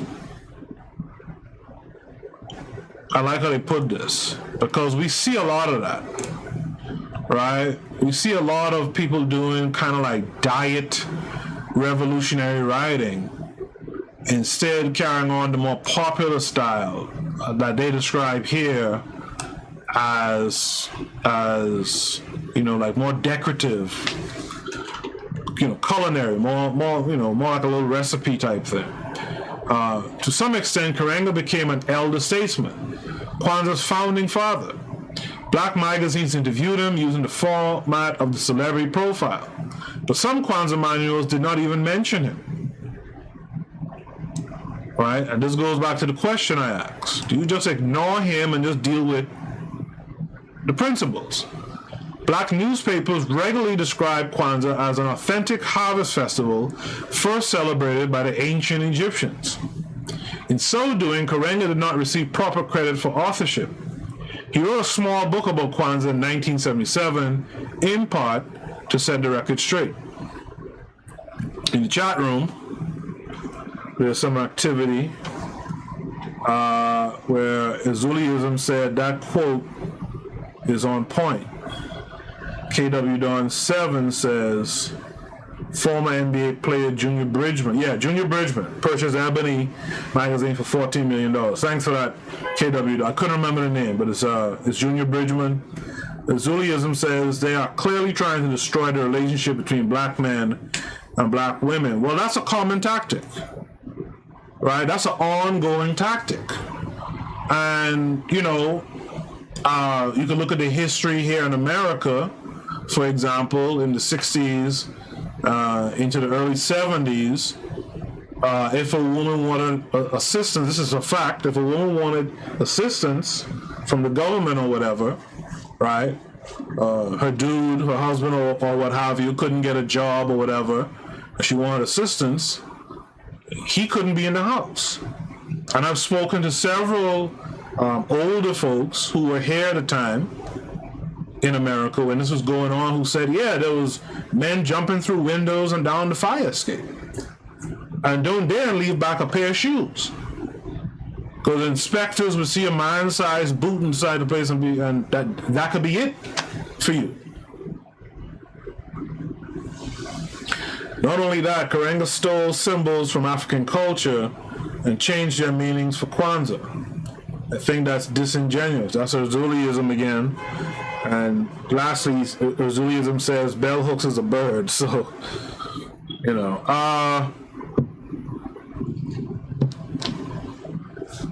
so that comment from Azuliism that,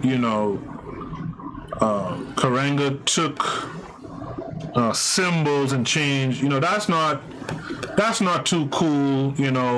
Let's keep it fully African if we're gonna do that. I hadn't realized that either, by the way, so that's new information for me. The rediscovered Kwanzaa was no longer hostile toward Christianity and Christmas.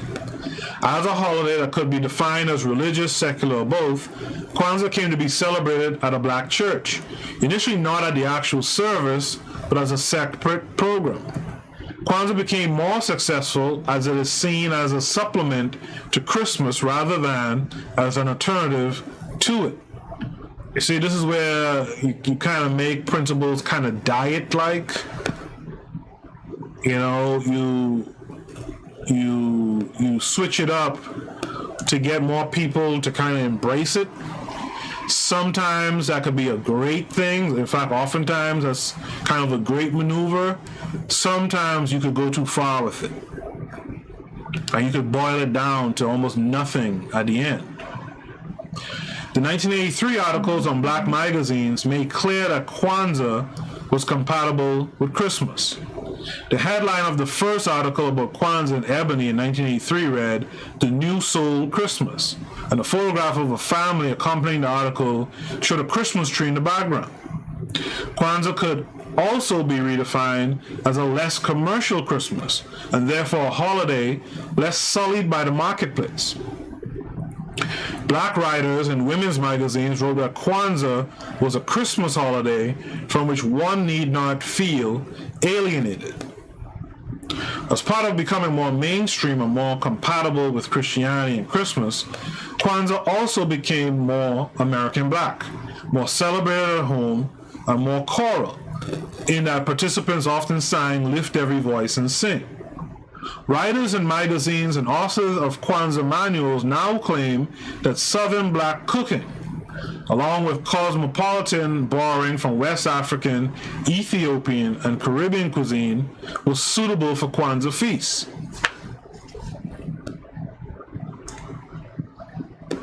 Karenga had advocated West African cooking.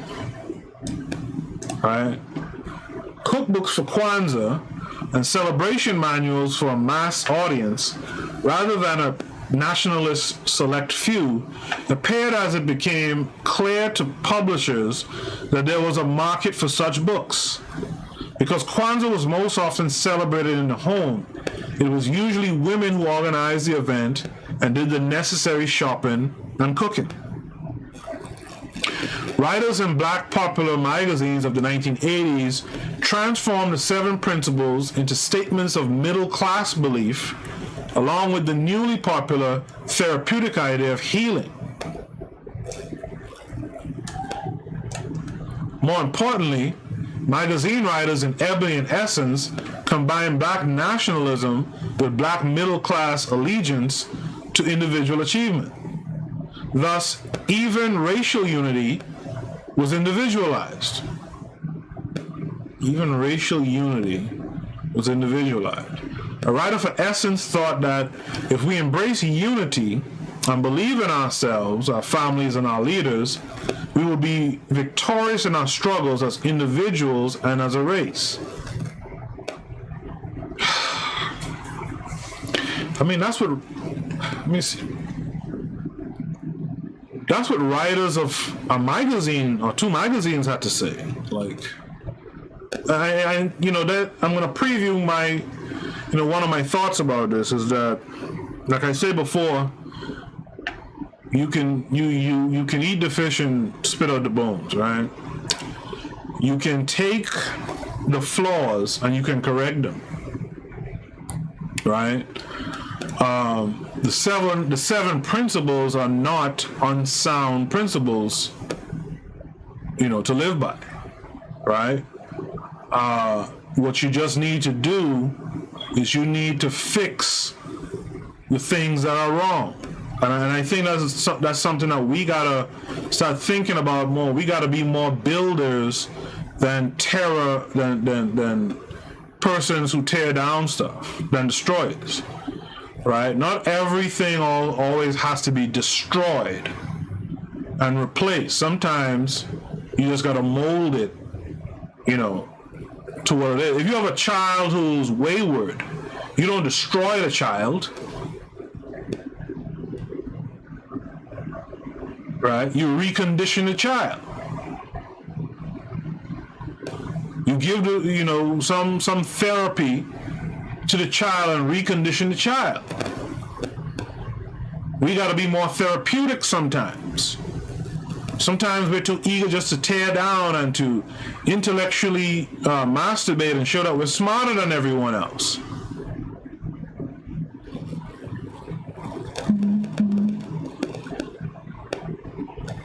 And a lot of times when we do that, we don't consider how some people came into being conscious in the first place. And I see that problem all the time. I've seen it since my days on a college campus doing work to organize, right?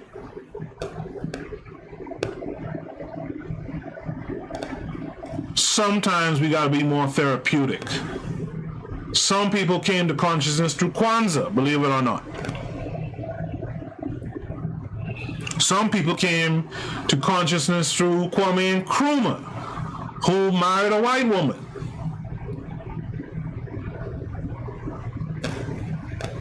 Some people through Frederick Douglass. All I'm saying is, let's not be so quick to destroy something that's been built, and instead let's sit down and repurpose the items. Right? So I gave you a little bit more of the preview than I wanted to, but that's my early thoughts on it. Right? I'm not gonna throw away my Cosby albums. I grew up on Cosby. Right? And frankly, some parts of that Cosby thing is questionable too, by the way. Right? But I grew up on Cosby. If he did it, he didn't do it. He didn't do it during the comedy album. I'm not throwing the comedy album away. Other celebrants saw on the 7 principles of affirmations of upward mobility. As part of the feast on New Year's Eve in 1984, a Detroit school teacher recalled her conversation with her 4 children about the Ngusa Saba. She made sure that the children committed themselves to go into college so that they could be useful and helpful to themselves. A black school child in Rochester, New York, translated the principle of purpose into wanting, quote, a good home and a good school and a good community. I will make a plan every day so I will know what to do to make the good things happen. End of quote. Occurring between Christmas and New Year's, Kwanzaa could function as both the Black Christmas and the Black New Year's Eve. Thus, Kwanzaa became the time when adults made New Year's resolutions. Writers in the 1980s also helped create a nationalism that used the rhetoric of nationhood, not diaspora or exile, valorized Malcolm X and Muhammad Ali, and incorporated more recognition of African American history. United States blacks were now portrayed as having their own heroes within the United States, not just in Africa.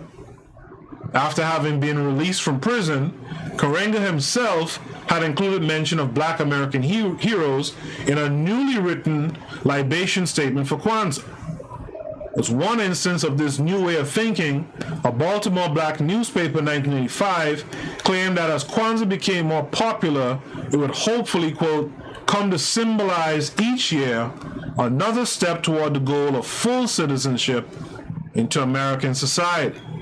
And this is where you got to be careful of black media. Some black media ain't black media at all. Let me check in with the chat room, right? Because the idea is not to, just to make it clear, the idea is not about trying to get some, full citizenship into American society. You're not going to get it. The folks have shown you that since 1619 or 1526, like some of you are talking about now. You're just not going to get that. So the idea of Kwanzaa needs to be engineered, as I think it was initially intended for the most part, to get you to culturally, right, if not physically, return to Africa. In fact, today on on Twitter, I put up the quote. What was the quote? We must return to Africa culturally and spiritually, even if we can't go physically for now. And that's what you got to do. All of this stuff, like KW Dawn says in the chat room, you have to reverse engineer everything and everyone to determine whether or not they're a useful tool or resource for liberation. And that's a fact. That's a fact. You have to, take the stuff that makes sense and throw the rest of the shit away.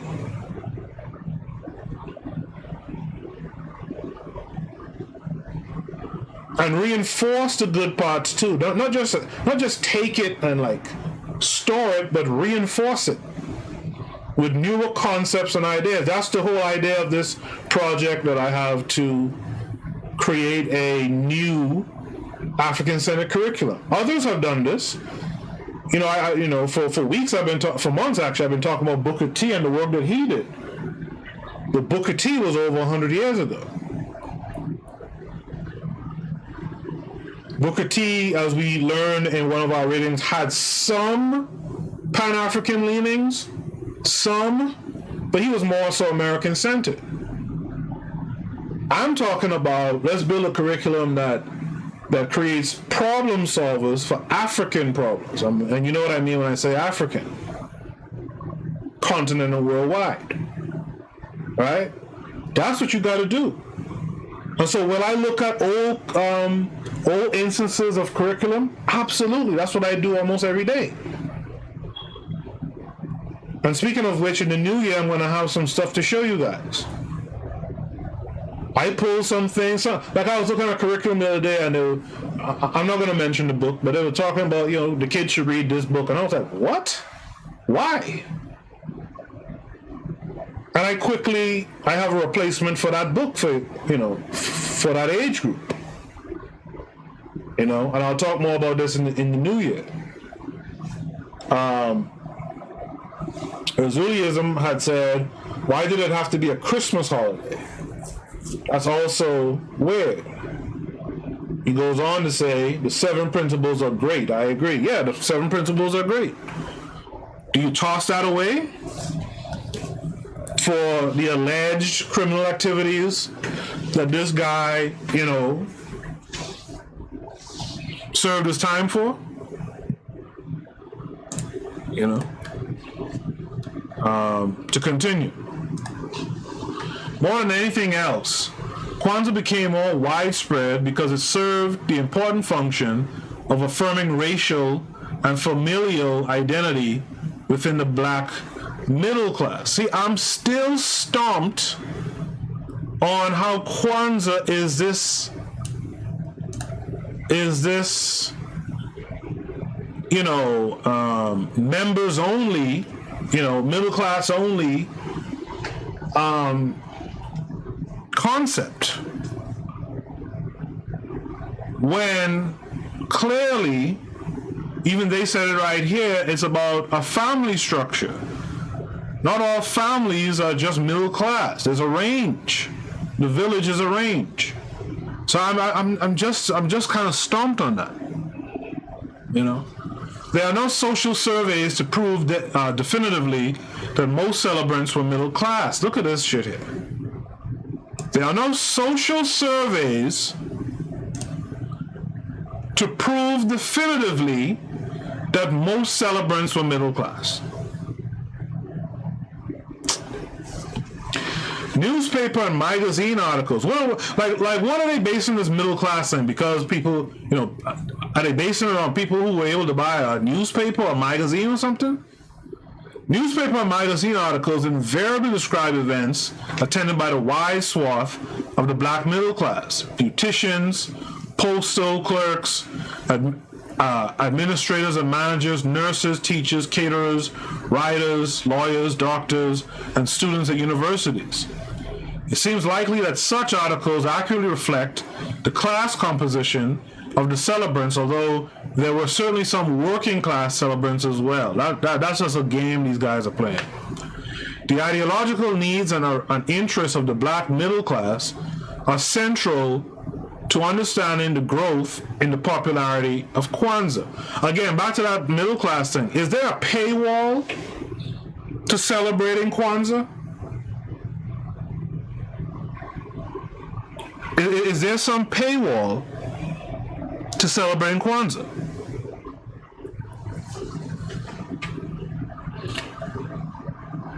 The black middle class since the 1960s was larger than ever before and less dependent on racial segregation for its livelihood. It had been expanding since the 1950s and grew even more during the 1960s. One reason for the growth was the general economic boom of the 1960s. The other was affirmative action in the public schools, at colleges and universities, in private and government employment. One result of affirmative action was an increase in the number of blacks in professions such as law and medicine. The black middle class has been defined in terms of education, occupation, income, net worth, self-label, or as a way of viewing the world. So self-label, you can self-label yourself as middle class. Okay. Whatever the definition, it was burgeoning. The proportion of black households with incomes of $50,000 or more in 1977 was 9.9%. A decade later, the percentage was 13.5%. There were comparable increases in the $35,000 to $50,000 income range. Between 1976 and 1978, 20% of blacks defined themselves as middle class. The percentage of blacks defining themselves as middle class rose 8 points by the next decade, according to social science surveys. If the black middle class was rising since the 1950s and growing rapidly by 1966, why did Kwanzaa not gain popularity until 1983?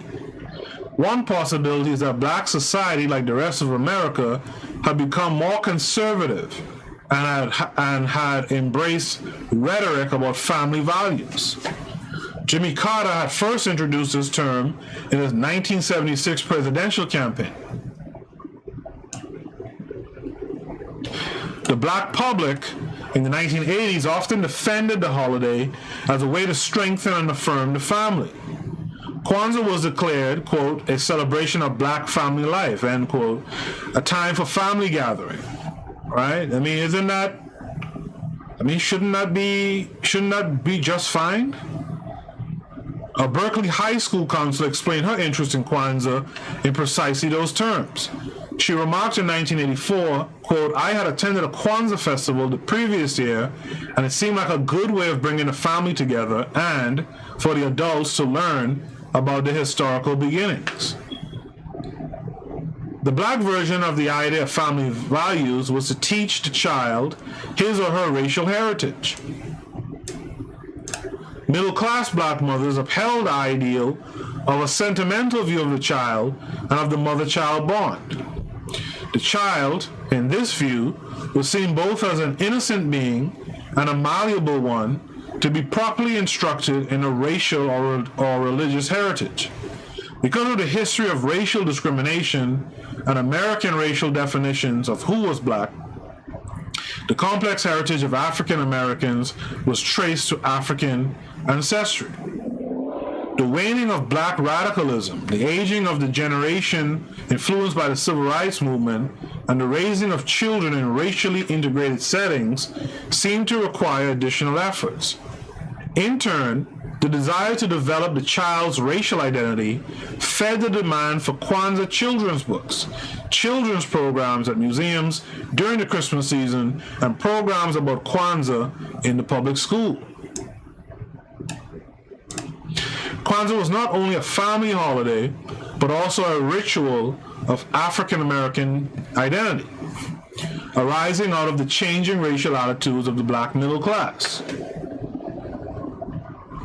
In the 1960s, pollsters found that the blacks, most distrustful of whites, had low incomes.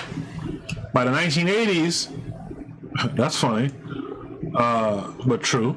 By the 1980s, higher income African Americans exhibited the most distrust.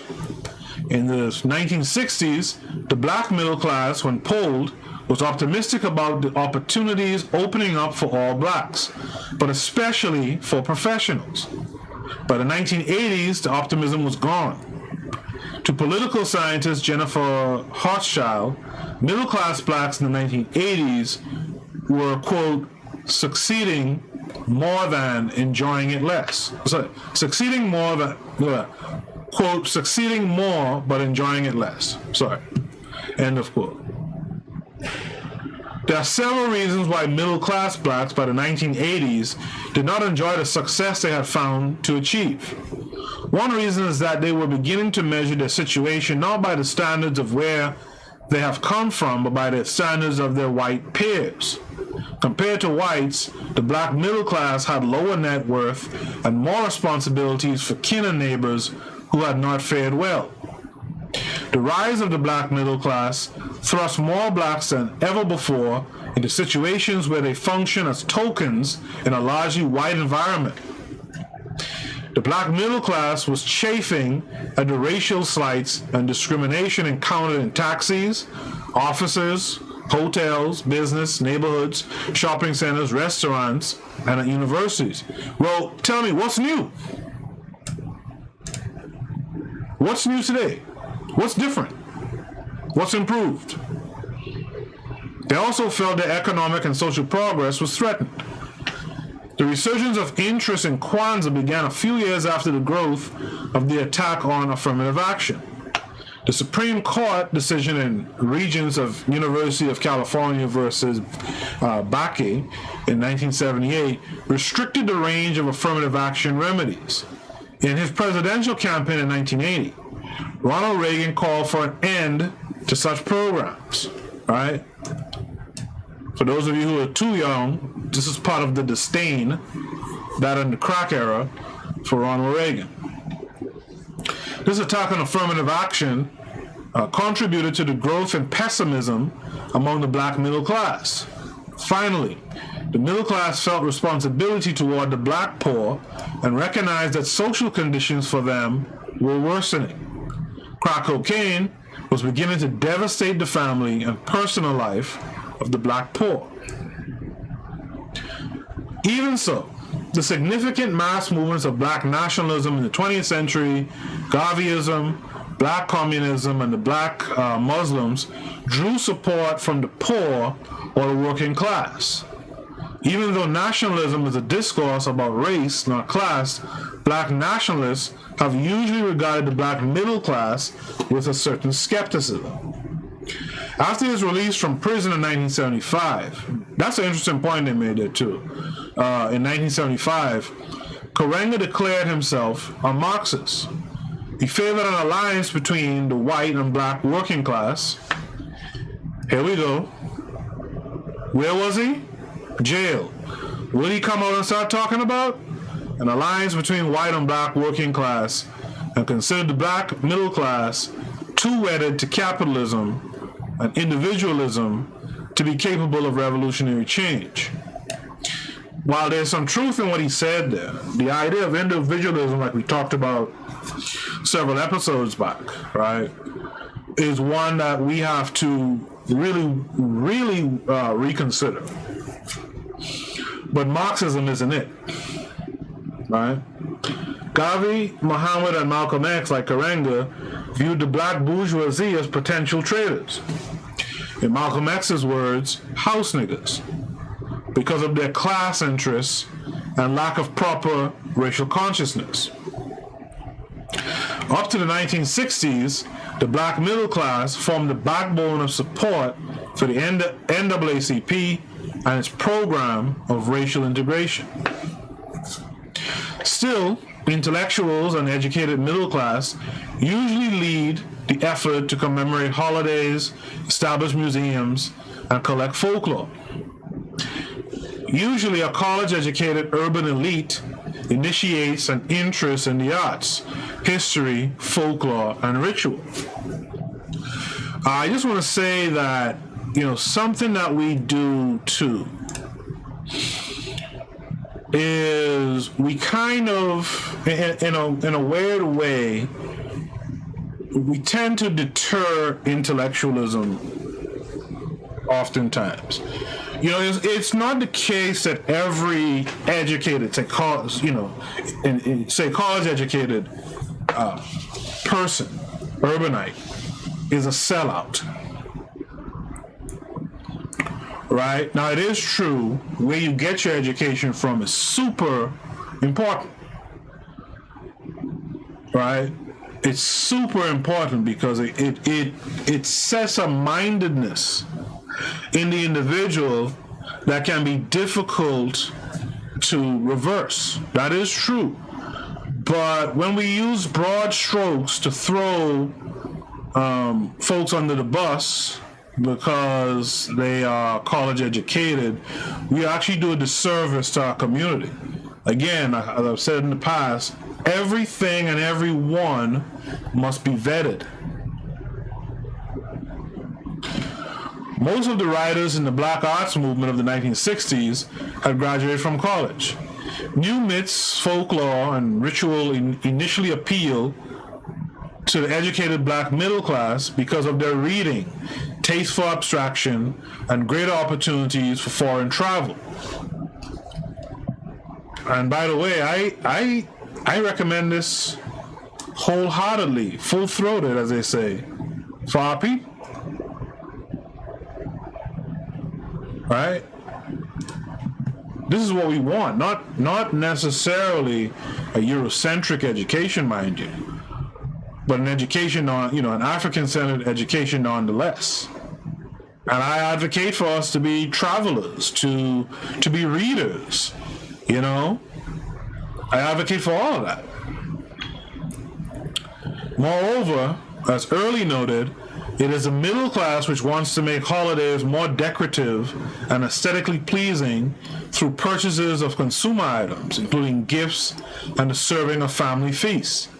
They could display their status and racial identity by purchasing a kinara, a 7-prong candle holder, wearing West African garb, and for women, a head wrap, and by photographing the family feast. I find this talk here to be kind of silly talk here, right? This display of status, and you guys let me know what you think of that statement at the end there. This display of status and racial identity is a variant form of Herbert Gans's concept of symbolic ethnicity. The desire to maintain an ethnic identity while still living a middle-class style of life. In this form of ethnicity, it was possible to feel Black while residing in a largely white suburb and or attending a largely white university. Indeed, the desire to feel Black was actually increased by such circumstances. However, Gans argued that symbolic ethnicity could exist and flourish without consciousness of persecution, whereas the Black middle class combined middle class status with rising indignation at being discriminated against on racial grounds. Solving these crises of Black middle class identity in the 1980s was part of the appeal of Kwanzaa. The holiday also gained adherence from increasing publicity as it became more commercial. Consumer culture commodifies identity. It allows people to use purchased material objects as materials of racial identity, even as they participate in American consumer culture. Still, some of the appeal of Kwanzaa was that it was less commercial than Christmas. Karenga had adopted various stances toward gift giving, from insisting that there should be none at all to arguing that gifts are acceptable if they were small and only given to children. Hey, the way I look at Kwanzaa, this is just me talking now. The way I look at Kwanzaa, I always felt that Africans on, being from the Caribbean, Emancipation Day is the first Monday in August. It's celebrated as the first Monday in August, being that Emancipation happened on August 1st, a Monday. And, I remember there was talks, even amongst, young adults back in the day, that on that day, that should be like our Christmas Day. It is a public holiday. It's usually a big beach day, to be honest. And on that day, that's when we should give a gift of a book to people, right? That's a thought that was passed around when I was coming up back home. And I think Kwanzaa should have something similar to it too. I think there's nothing wrong, right? And it should be encouraged. Give a book. There's a lot of Black authors. In fact, the Pro-Black Perspective, only to say, he has several books. Go purchase his books. He has books suitable for kids. Go purchase them and give them to the kids around you. By the 1980s, the balance had decidedly swung in favor of combining Kwanzaa with shopping, sending of cards, giving gifts, and home decorating. The leaders in the commercialization of Kwanzaa were black entrepreneurs. Two of them, Jose Ferrer and Ahmed Malik, held a small exhibit of goods for Kwanzaa in the high school gymnasium in Harlem in 1981. By 1989, 60 vendors were exhibiting black dolls, African imports, books, sculpture, paintings, and Kwanzaa greeting cards at a Kwanzaa exposition. I don't see a huge problem with it. I tend to lean more to the book side, but I don't see a huge problem with it. If it's buy black, if you're pushing the idea of buy black, support black business, etc., fine. Another Kwanzaa Expo began in St. Louis in 1983. These trade fairs subsequently expanded into huge, several-day-long shows of Kwanzaa items held in larger and more centrally located quarters. In the 1980s, most of the business owners at the exhibits were black. Some former nationalist radicals who had open bookstores, African import stores, toy companies, greeting cards, or book publishing businesses. We can't be a people talking about nation building, talking about the importance of black businesses and buying black and supporting black business, etc., and then try to shit on the fact that you had, black business owners who saw Kwanzaa as a way to create a business. Now the question becomes, and I'm sure I know the answer, the question becomes, what chain are they using to acquire their goods? Because if you just go into a Chinaman and buying these goods, you defeat the purpose. The ping tong, gang gong, de Kwanzaa. You defeat the purpose. You defeat the purpose.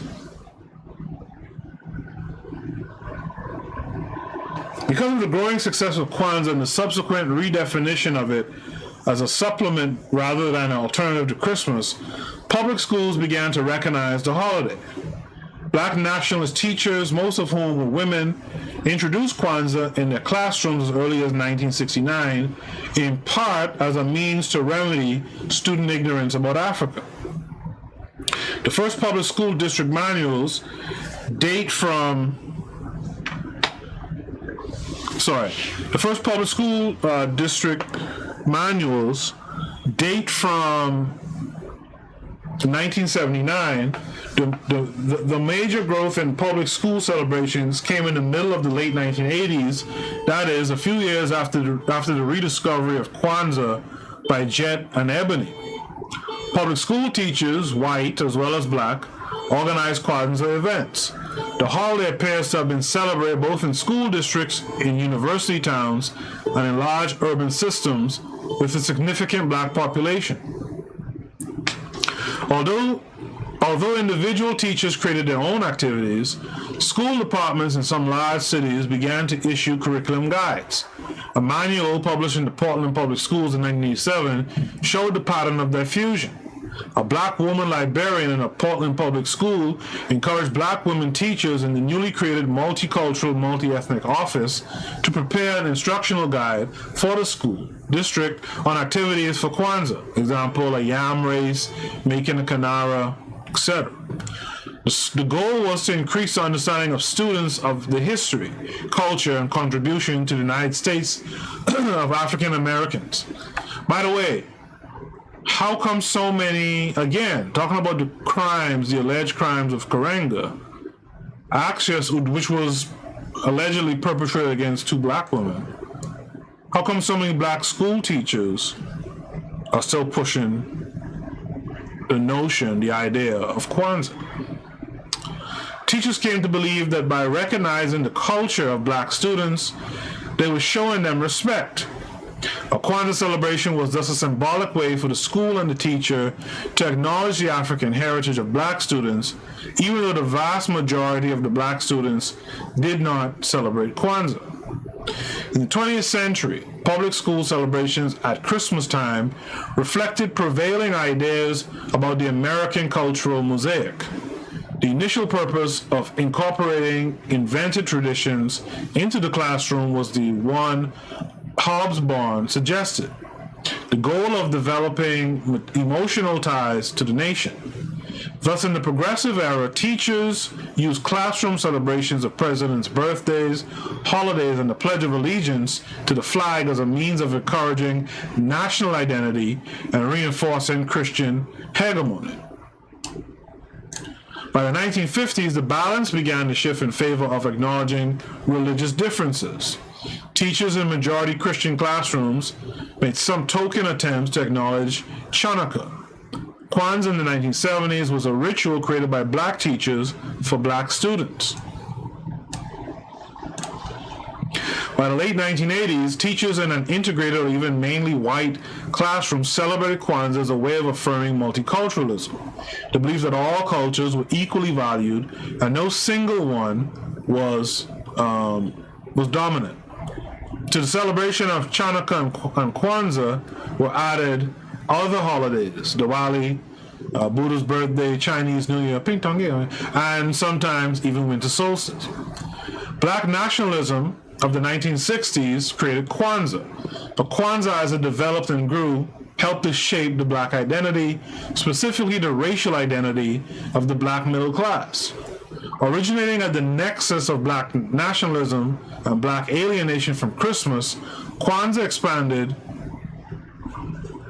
expanded both because of the needs for racial self-definition of the black middle class and from consumerism intended to provide a satisfying substitute for an addition to Christmas. Most of the influential authors of Kwanzaa manuals were men. Women took on most of the work of organizing the Kwanzaa festival in the home. There's always this weird take about women and black women and black men, as women are as if to say black men make women slaves or something like that. As more black women created feasts at home, they fused ideas of race with those of family sentiment. In so doing, they erased entirely Karenga's initial ideas about the submissiveness of women. The history of Kwanzaa shows considerable change as it became transformed from one organizational celebration to a family one, and from a ritual celebrating black nationalist unity to one also embracing and affirming family history, feasting, homegoing, and cultural difference. Right? Consumer culture, far from creating a mass society, helped to create an ethnically segmented one. The black middle class made relatively simple ceremonies more elaborate with the purchase of wine cups, straw hats, candle holders, black, red, and green candles, kente cloth, and the wearing of West African garb. You see, I find that silly to kind of point out, because do what you can. Celebrate how you can. But Kwanzaa also drew much of its appeal from appearing to be the less commercially alternative to Christmas. As both a small nationalist ritual and a larger one in the 1980s, Kwanzaa had been mainly practiced by the middle class. Kwanzaa helped to allay the anxieties, fears, and ongoing rejection and discrimination middle-class blacks encountered in their interactions with individual whites and the larger American society.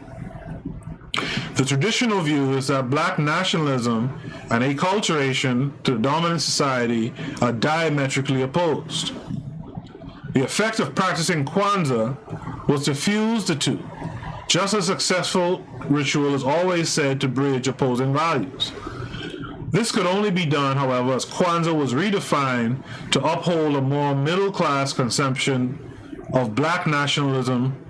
The black middle class has usually been noted for its adherence to entrepreneurship and the values of individuality, self-help, and upward mobility. The 7 principles were redefined to affirm these values. As Gerald Early argued, Kwanzaa allowed upwardly mobile middle-class blacks to feel comfortable with belonging to the middle class by reassuring them that they remain true to their racial identity. They're kind of repeating stuff now. Kwanzaa was meeting the needs for racial self-definition that the celebration of Christmas alone could not. It seems likely that the blackening of Christmas and the growth of Kwanzaa proceeded apace, the one reinforcing the other. Thus, the work of racial self-definition probably went on at Christmas as well as at Kwanzaa. Some interpretive questions about the impact of Kwanzaa are the most difficult to answer. Did the creation of a mythic African past substitute for engagement with contemporary African nations and the need for assistance in trade development and peacekeeping?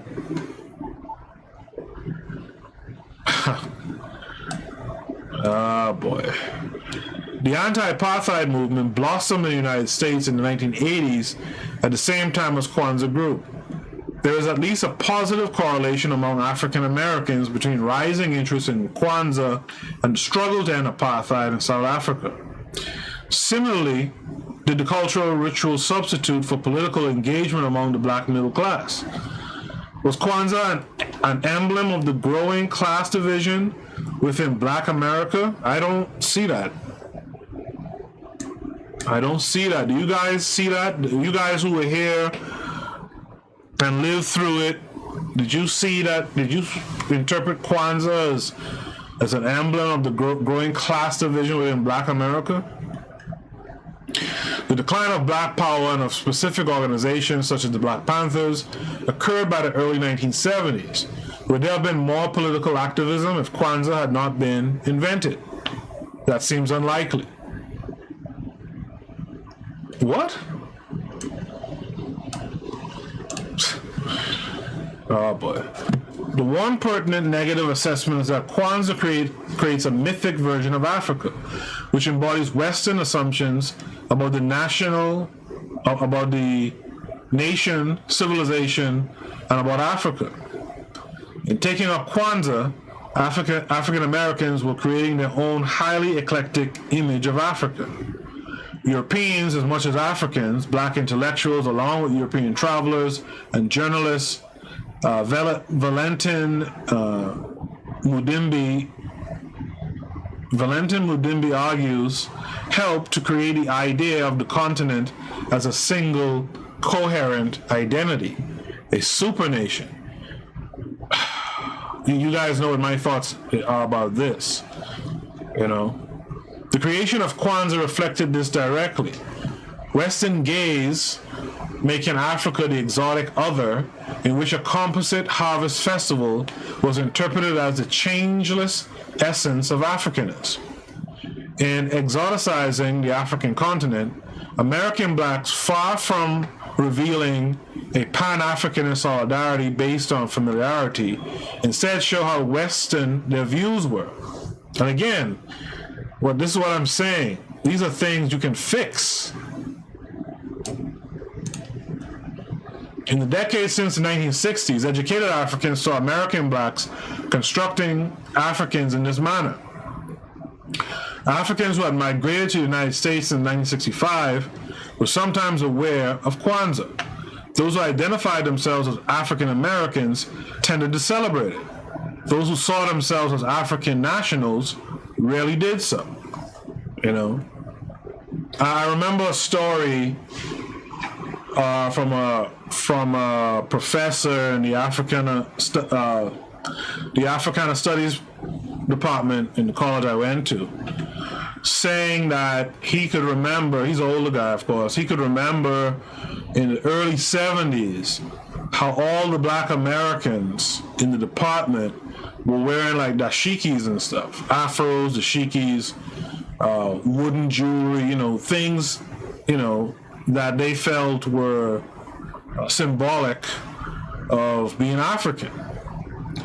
Meanwhile, the Africans who would come and work in the departments were wearing a European suit, tie, and leather shoes.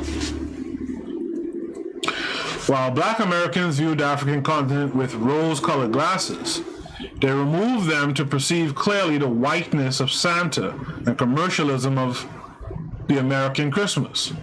Because Christmas is such a commanding, indeed overwhelming presence in American culture, attempts to create alternatives to it inevitably stand in its shadow.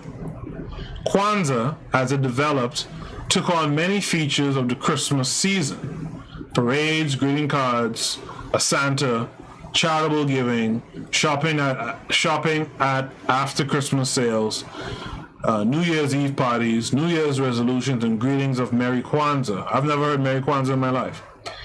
Eventually, Kwanzaa, like Christmas, became so successful that it was capable of generating nostalgia for one's childhood, festive excess, popular songs, criticism from black intellectuals, which I suspect is this person, is this author, and discontent with excessive commercialism. And these are the notes. That will bring us to the end of the paper. I'd like to hear you guys' thoughts. If you listen to the playback, by all means, play your thoughts and write down your thoughts in the comment section. In the chat room, if you guys are still with me, it seems like some of you are still with me.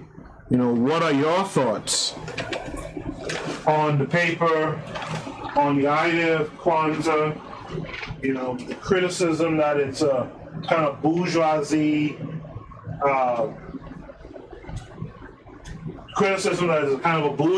celebration. What do you think about that? And then go back to my question about, do you toss it away? The whole 7-day principle? Do you toss it away or do you fix it? Right? Listen, these Europeans celebrate some holidays of dudes who were psychopaths, who were sickos. Columbus Day is one of those days, right? And it is not the white folks who complain about Columbus Day. It's black folks and other indigenous peoples who complain about Columbus. But they push that hard and they keep it moving. So why should we toss something out that if it has some erroneous parts or some broken parts, why can't we just sit down and say, hey, let's fix it? And perhaps we'll be able to discuss this somewhat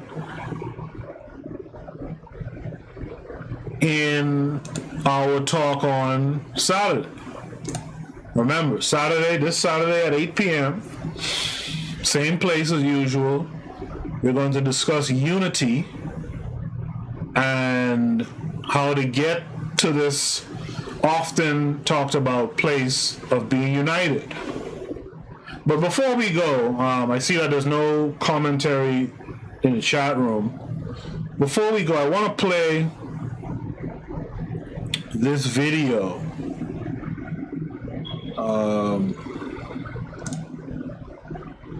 I want to play this video by Dr. Molefi Asante. You guys were probably familiar with him. I wanted to interview him one time, but it fell through. Dr. Molefi Asante, Dr. Molefi Keti Asante. He speaks on Karanga and Kwanzaa. I want to pull up this video and make sure I have everything right for this. And I want you guys to check it out as we end this episode of the broadcast.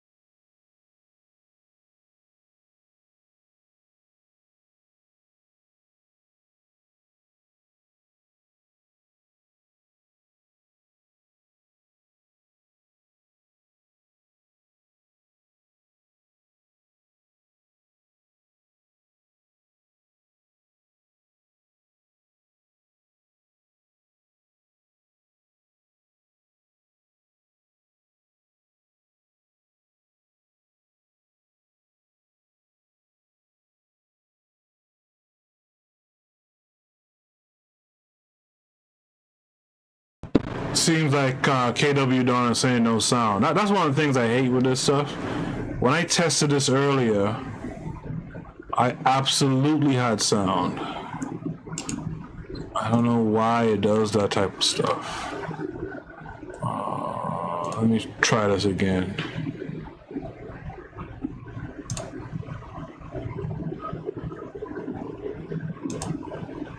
And I can hear it playing on my end. I don't know why. I don't know why you guys couldn't hear it.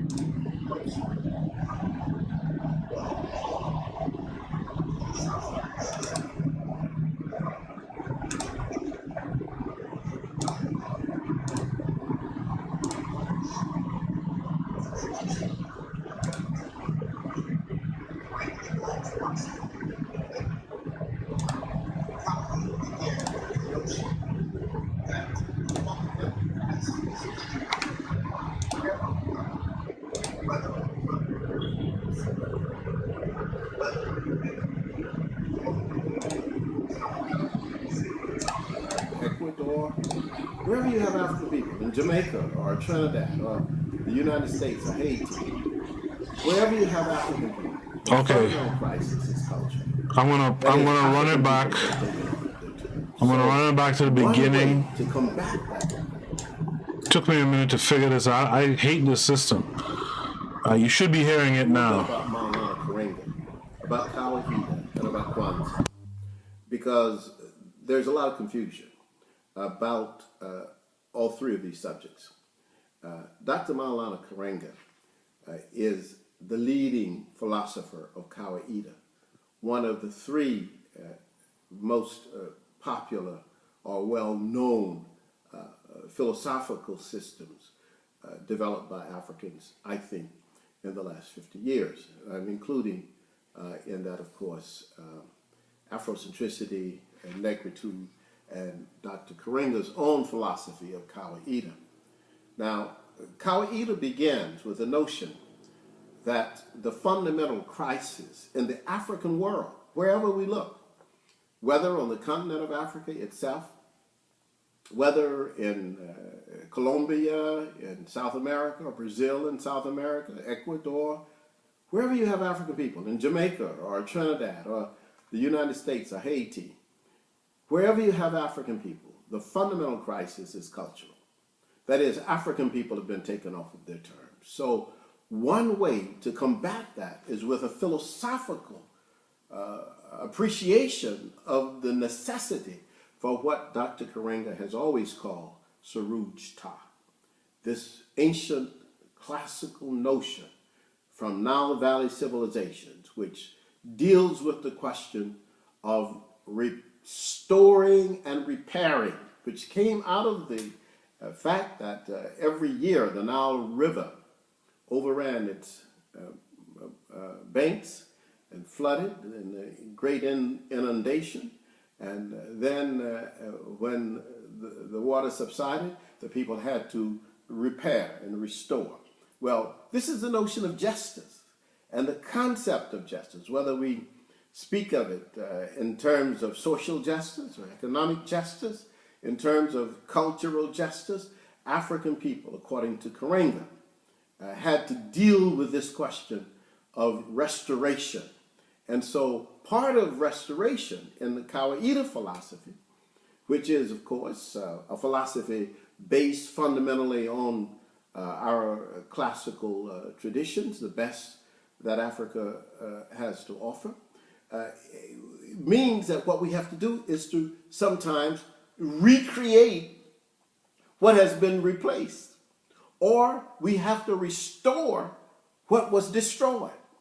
And so when it comes to holidays, for example, mature people always have holidays to reflect their activities, their events, their significant personalities, and so forth. And so Kwanzaa comes out of that tradition. Now, it is not true, as some of the enemies of Dr. Karenga, or I should say, some of the people who are in opposition to the notion of African people restoring and repairing the cultural crisis in the African community, people who are opposed to that, some of those people say, well, you know, Kwanzaa really is too much like a European holiday, or it's too much like a Jewish holiday, or too much like a Chinese holiday, or whatever. When they don't understand that people who work with culture understand that all holidays are created. There are no holidays that are not created. That's why they exist. They exist because people created them. Somebody had to say, okay, we're going to celebrate this, and this is the way we're going to celebrate it. The fact that Dr. Maulana Karenga, an African person, decides that this is what we should do, and we ought to do this, and makes a rationale for it, one that is so significant that more than 40 million people throughout the world practice Kwanzaa and celebrate Kwanzaa every December, is no reason for us to deny that it is not inspired by Africa. It's an African-inspired holiday. It's not a Jewish-inspired holiday. It's not an Arab-inspired holiday. It's not a German-inspired holiday. Kwanzaa is an African-inspired holiday based on the concept of the first fruits. And we all know, I mean, in Africa, when I go to Ghana or Nigeria or South Africa, and we know about harvest festivals. Well, we know about the yam festivals, for example, in Ghana, where I'm in stool as Nana Okru Asante Piasa, the Chidomhini of Tafo in Achem. We know about festivals. And so Kwanzaa takes in its own context the notion of African holidays and African festivals and creates for us in the world a common holiday experience for people of African descent. Somebody says, well, why do they use candles? Well, you know, holidays, people can choose many different things for holidays. You know, it's like saying we can't do libation because if we do libation and pouring water or gin on the ground for the ancestors or for the divinities, that somehow we can't do that because we find that the people in India did that. Or we find that the people in Greece poured libations, or that libations were poured by the Romans, or even the Chinese, or even Jewish people poured libations, so we can't do libations. No, you can't operate on the basis that because somebody else has a form that may be similar to yours, that is your particular inspiration. The inspiration for Kwanzaa, clearly is an inspiration that comes out of African tradition. And the 7 principles, the Nguzo Saba, even the name Nguzo Saba is an African name. This comes out of African tradition. This has nothing to do with any other tradition. And anyone who says anything other than that, it seems to me, is someone who would like to degrade the great contribution that Dr. Maulana Karenga has made to the African world, which I believe is perhaps one of the most significant contributions, cultural contributions, made in the black world in the last 100 years. I mean, black people all over the world now name their children Imani, or they name their children Nia. And they get this not just because these are Kiswahili words, they get it because Dr. Maulana Karenga has in some ways contextualized these terms in a holiday that we celebrate. And so today, I honor and I celebrate my brother, my friend, my colleague, the great philosopher, Dr. Maulana Karenga.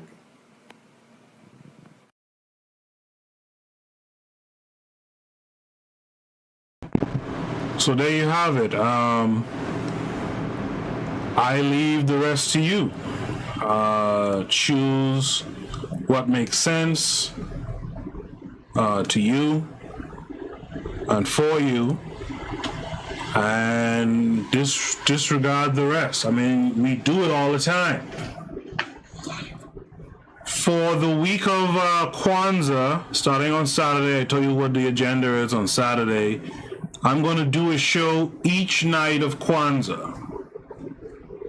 Okay? So be prepared for me to do. I'm not promising you it's going to be a 3-hour show. I'm going to try to keep it short. But each night of Kwanzaa, I should be doing a show. Will it cover a principle each day? I'm hoping to do that. Let's see how that goes. But I hope you will tune in to those shows each night of Kwanzaa. There seems to be no more comments. KWAZ Radio says follow them. So please follow the channel KWAZ Radio on YouTube. Since there's no more comments or questions or anything to respond to in the chat room, let me thank everyone once again for tuning in. You know, you guys make this really worth it. The dynamics are unmatched. I just hope that more of us will be involved in the future.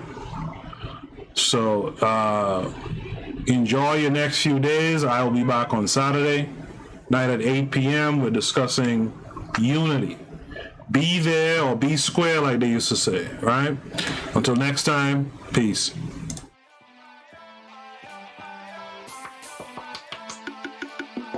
Thanks for listening to the Bitter Medicine Podcast with your host, Koku.